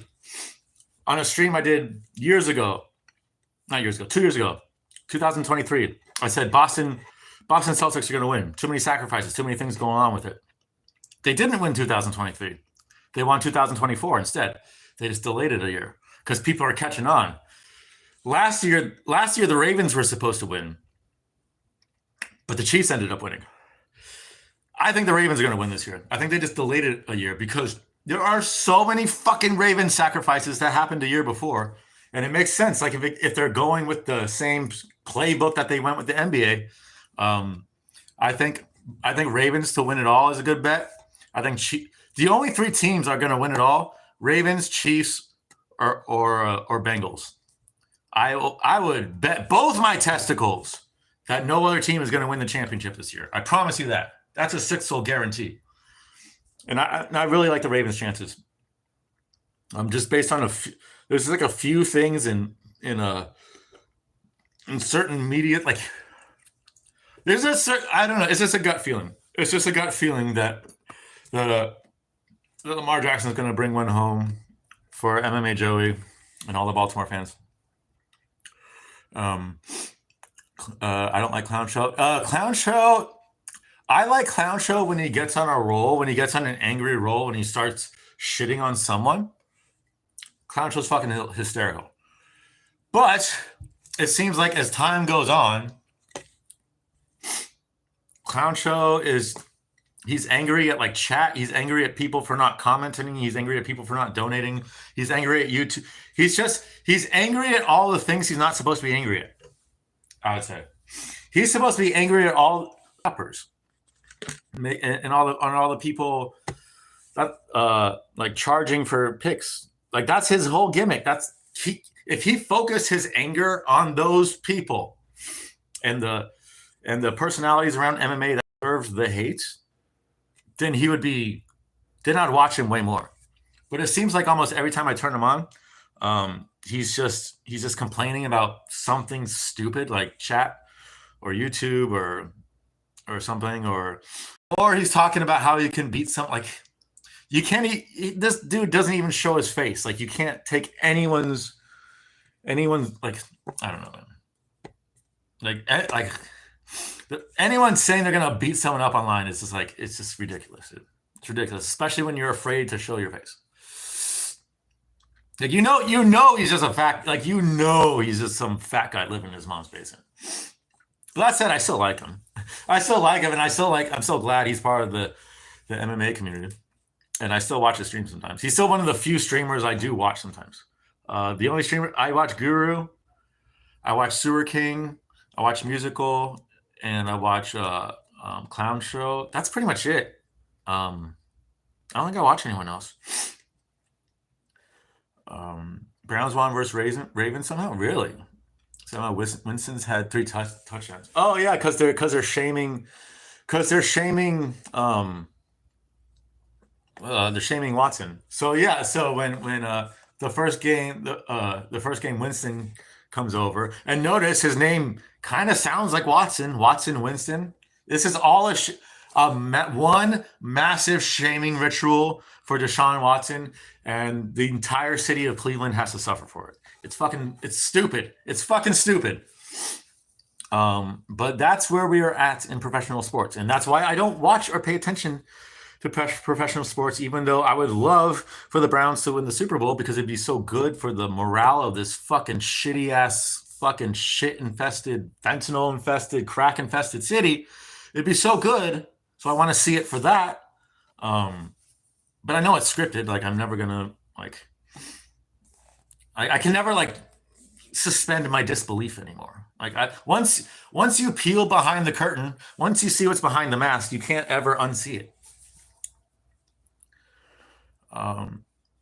He said he wanted to beat up Hamzat. Clown Show did. Clown Show went off on Sewer King one time.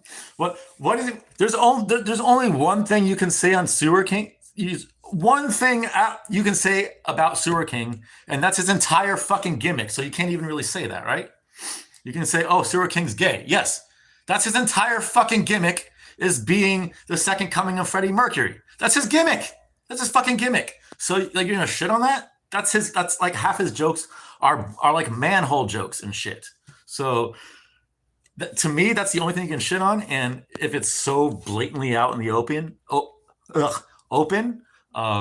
how can you even shit on it? And it's funny. Like Clown Show is legitimately the funniest guy on YouTube. So even though the gay stuff can go too far when he's accusing DDP of being gay, going way too far on that, he's still whatever. That's the only thing I can say is don't accuse DDP of being gay just because you're gay. Gay guys don't. My argument is gay guys don't fight like that. Gay guys, they fight like Sean Strickland. Gay guys fight like Izzy Adesanya. Gay guys fight like Jordan Levitt. Gay guys fight like the guy, what's his name? The guy who died. Elias Theodoru. That's how gay guys fight. DDP fights like the straightest guy alive. So that's my issue with it. I see all the points he has, and I can't argue with any of them. But my counter argument to it is no gay guy fights like that, period. And I will die on that hill. Yeah, I only went into one stream of Clown Show. He was talking about wanting to beat people up. And of course, they won't accept his challenge or something like that. Dude, he lives in Arkansas. No one is gonna go to fucking Arkansas. No one's gonna fucking go to Arkansas for a fight against someone they don't even know what they look. It's just some I don't know. Clown Show just gets annoying. I like him. But lately it's I'll be in the stream for 5 minutes. How tall is Sewer King? I don't know. He won't say. People have asked him many times. If I were to guess, so Sewer King claims he weighs about 128 pounds, and he looks like he weighs about 128 pounds. So I would guess 5'8", 5'9", something like that. Shortest 5'6", tallest 5'10". So he's average size. He's not a big guy, that's for sure. He's not tall. He's shorter than me, but not by an insane. Well, 5'6" would be by an insane amount. He's taller than Ilya. I think he's taller than Ilya. My guess is I can say a tall 5'8". He's 5'8" and 3/4. That's my guess. But I have nothing to back that off of on anything other than he said he's 128 pounds. Clown Show said he was addicted to talking about Nina. He's not addicted to talking about Nina. Talking about Nina gets him views. Like, and I get it a little bit, but taking Nina's side on that shit is insane. That's a Rigo thing to do. Like, anytime there's something between Guru and Nina, like, Rigo's always on there. I say always, but like, I've seen two Rigo streams in the past year, and both times it was just Rigo like just coping about Guru, and this is crazy shit. Yeah, the last time I saw his stream, it was during that Nina Guru thing, because I wanted to see his take on it. And of course, his take was that Nina was right, Guru's an incel, and that she cooked him, and everything he said was bullshit. But so I mean, I get it, but like, Sewer King's entire, he needs people to shit on. Like is Sewer King addicted to shitting on Logan Paul and Jake Paul too, and KSI too, and Mr. Beast too? Is he? Probably. So like, that's what he does. He shits on people. That's what Clown Show does too. But Sewer King does it way more entertainingly. So I don't know, man. I don't feel like Clown Show should be the one to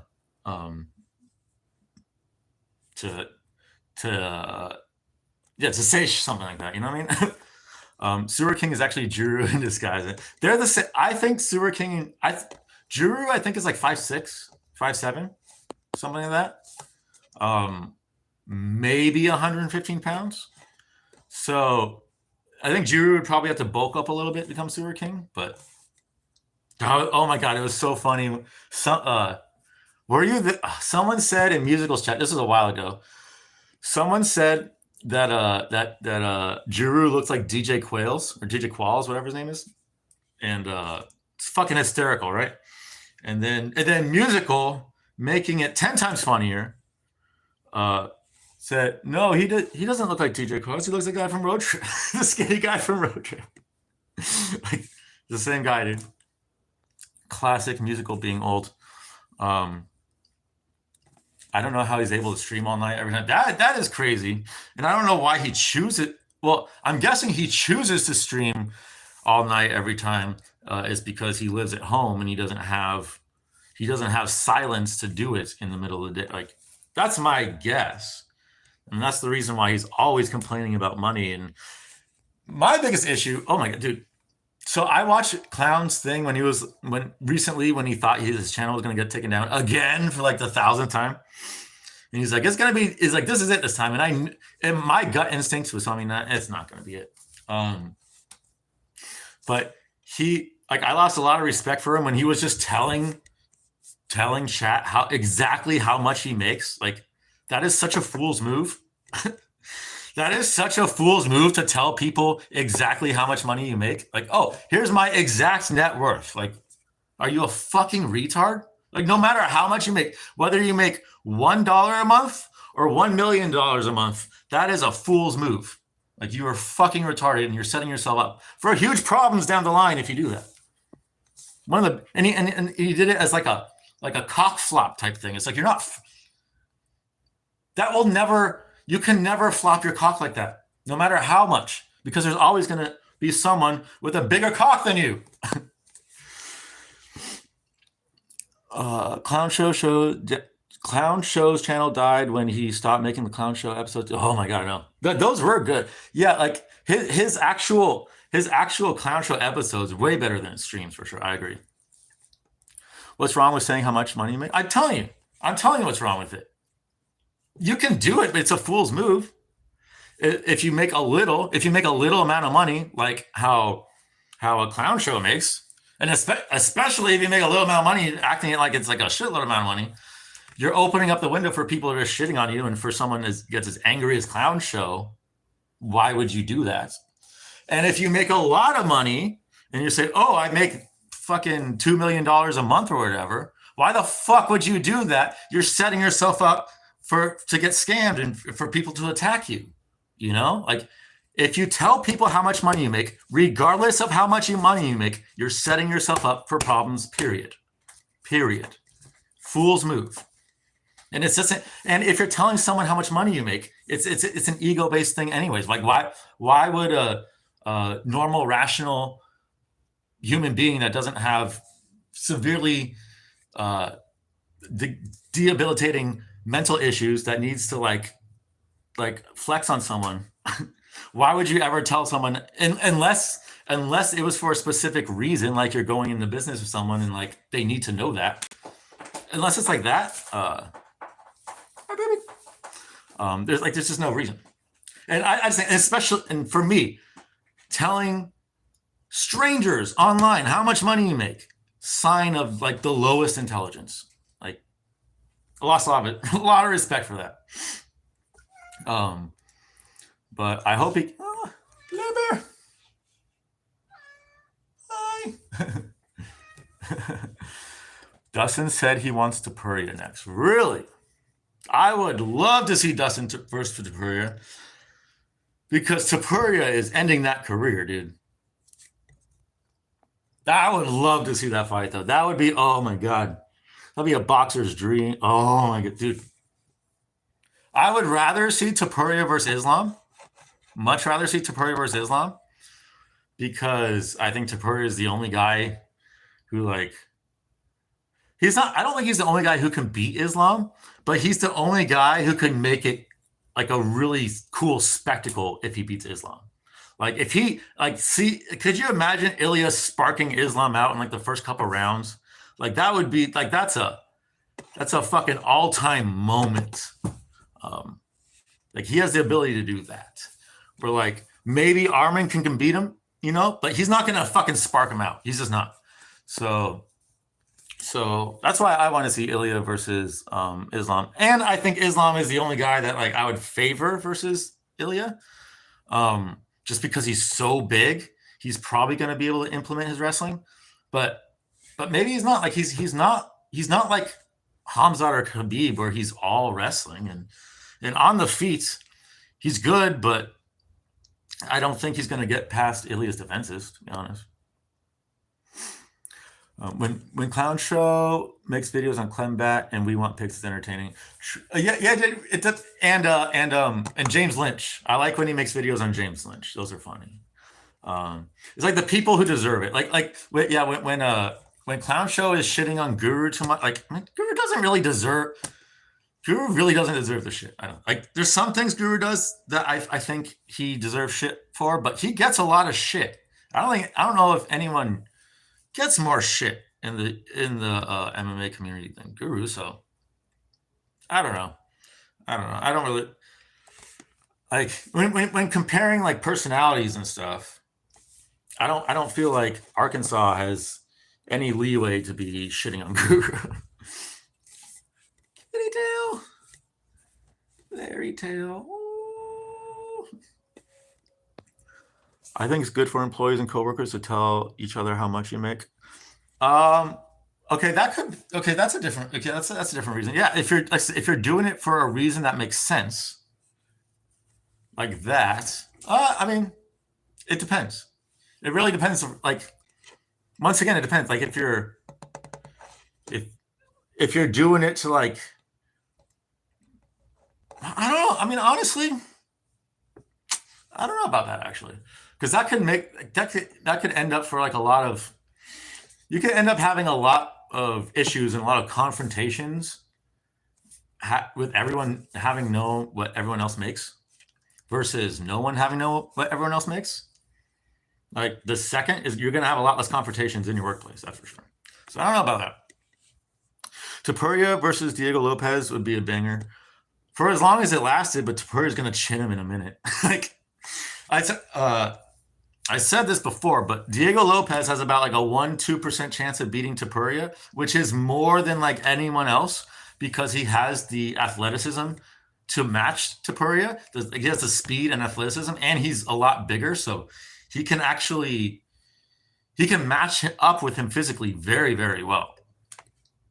But he leaves his chin wide up in the air. There ain't no fucking way in hell Topuria ain't cracking that. I like Diego. I love Diego Lopez. He just makes so many fucking mistakes. You can't make those mistakes against Topuria. If Diego completely changed his style, maybe, but like that would completely change who he is too. I don't know. I would love to see the fight, and I would much rather see Lopez versus Topuria than Volk getting KO'd for a second time, guaranteed. Like, we don't need to see Volk getting KO'd again. I would pick Diego against Volk, but not Ilya. Yes, yeah, I agree, because Volk doesn't have the power to capitalize on Diego's wildness. So I agree. I 100% agree. Volk probably isn't going to be able to knock him out if he catches him clean on the chin. He might be able to. It's not that he can't, but yeah, Diego's like a fucking whirlwind, and Ilya is so precise, and he hits so fucking hard that I think if Diego fights like how he normally fights versus anyone else versus Topuria, I think he's getting chin 99 times out of 100 in like the first couple of minutes. Like, easy. Aljo would beat Ilya. What? Aljo is one of the fakest champs to ever be a champ. Do I watch Fight Fairy? No. I'm only aware of Fight Fairy because of what's his name? Gnome Chad did a video on like Rigo and Fight Fairy or some shit like that. So I've heard the name. And I've heard I think I've heard what's his name? I think I've heard Clowncho talk about her. Like, I've heard her name, but no, I haven't watched her. I have no, just like, so Fight Fairy, another girl, you see, based goddess. I will never watch either of them because I have no desire to listen to a girl's opinion on MMA. Like, no offense to them, I'm sure they like MMA, but there is nothing that I can learn from watching them, and I can say that with 100% certainty without ever having watched them. I can promise you that. I can fucking promise you that. What do you think of Kenny Okoye? I only vaguely know him. I haven't seen any of his streams, so I really don't have. I'm pretty sure. Isn't he like the Omar Peoples of today? Like, he's like if Omar Peoples streamed. I'm pretty sure. I could be wrong. How many drinks per day is the sweet spot of alcohol? Depends on how many steaks you're eating. The more steak you eat in a day, the more alcohol you can consume. So if you're vegan, you should not drink more than like once a month, for real. Like, because the amount of damage you're putting your body through, because you're not giving your body you're not giving your liver and kidneys the resources it needs to recover. You should not drink hardly at all. Like, it should be like a couple drinks a month. If you're eating steak every day like I am, you can drink every day. Like, it's not optimal, it's not ideal, and I'm cutting back, and I'm going to stop soon. But like I said, it all depends on your diet, and it all depends on your genetics. It all depends on your tolerance, how much you have been doing it. So there's just so many variables.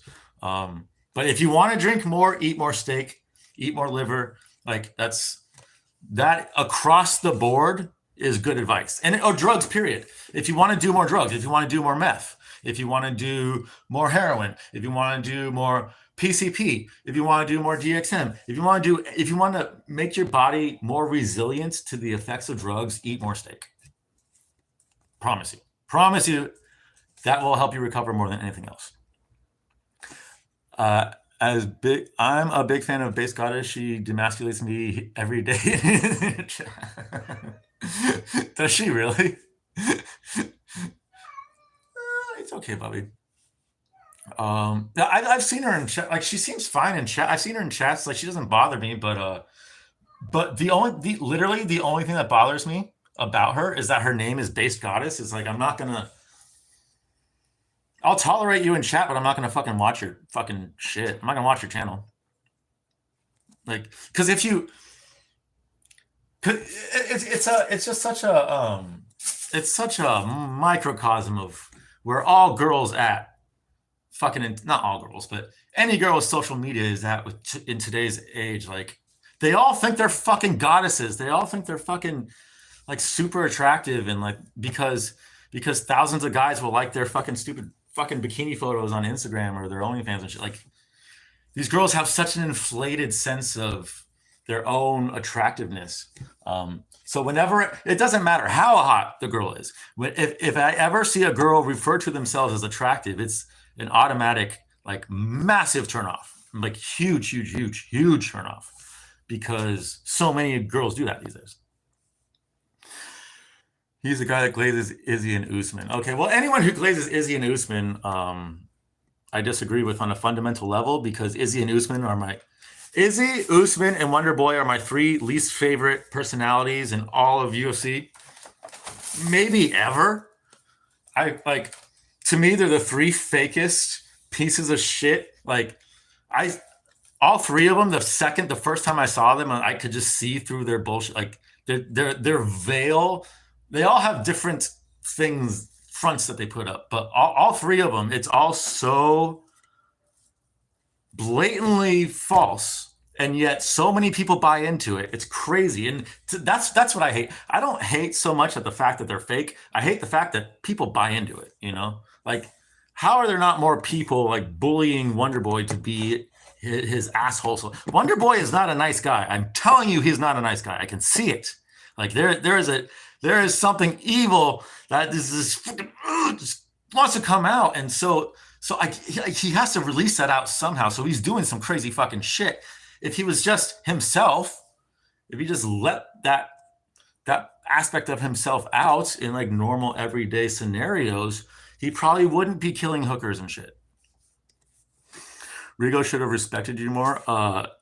Absolutely. Well, I mean, absolutely, he should have. But I mean, well, it's weird because like me and Rigo were cool, and then we weren't cool, and then we were cool, and then we weren't cool, then we were cool, and then we're not cool, and it's all in his end. That's the funny thing. It's all in his end. And here's the Rigo and Musical heads tails of the same fucking coin, man. Like I'm sure you know, like their fans, not like both their fans, they're just obsessed with like each other, just hating each other, and like and both they're just it's just insane. Like I just don't understand how. I don't understand how you can beef with someone for years at a time. Like I don't care that Rigo and Musical don't like me. Like I can't. I like their content. You know, I think they're both valuable assets to the community. I'm not gonna. I can't. You know, I can say what I think about them, but I can't like. I don't know. I would never block them from my channel like they blocked me from theirs. You know. I gave Base Goddess a $60 dono, and I won't regret it for the rest of my life. Yeah, I'm sure. I really hope that's a joke, but it's probably not. It's probably not. I gave Musical a $5 donation, and then he insulted me for being an alcoholic and banned me. It's on one of his streams. I can show it to you.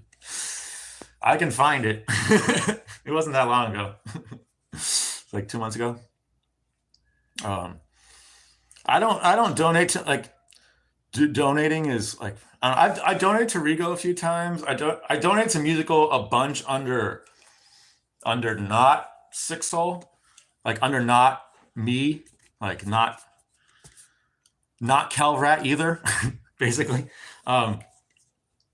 But I don't know. Like, I want to know how. Well, I also don't want to. Well, no one fucking cares, anyways. I want to know how the fuck is Musical making enough money to live in his place? Like the place he's living at now, by far, in a way, and I'm saying that's awesome. By far, the most spacious, coolest, nicest place he's lived in, right? Like we can all agree on that. He agrees on that. Like, it's an objective fact. He likes where he lives better than he was living in the fucking shed 2 years ago. How Thumb isn't working anymore. How the fuck is he affording that? That's what I want to know. And I know he's not in Brighton anymore, so he's so it's cheaper. But still, like Thumb has been apprenticing for I don't even know how long, like months now, and he claims that he is the sole breadwinner. That can't be true. That cannot be true. And I don't really like putting attention to it, but at the same time, he did insult me for being poor and being an alcoholic when I donated to him. And I'm pretty sure I have more money than him. But at the same time, I don't care if I have more money than him. Like, I hope he has more money than me. I don't care. It's just weird. Like, stuff I would like to know. Because he gigs like, what, a couple times a month? All right.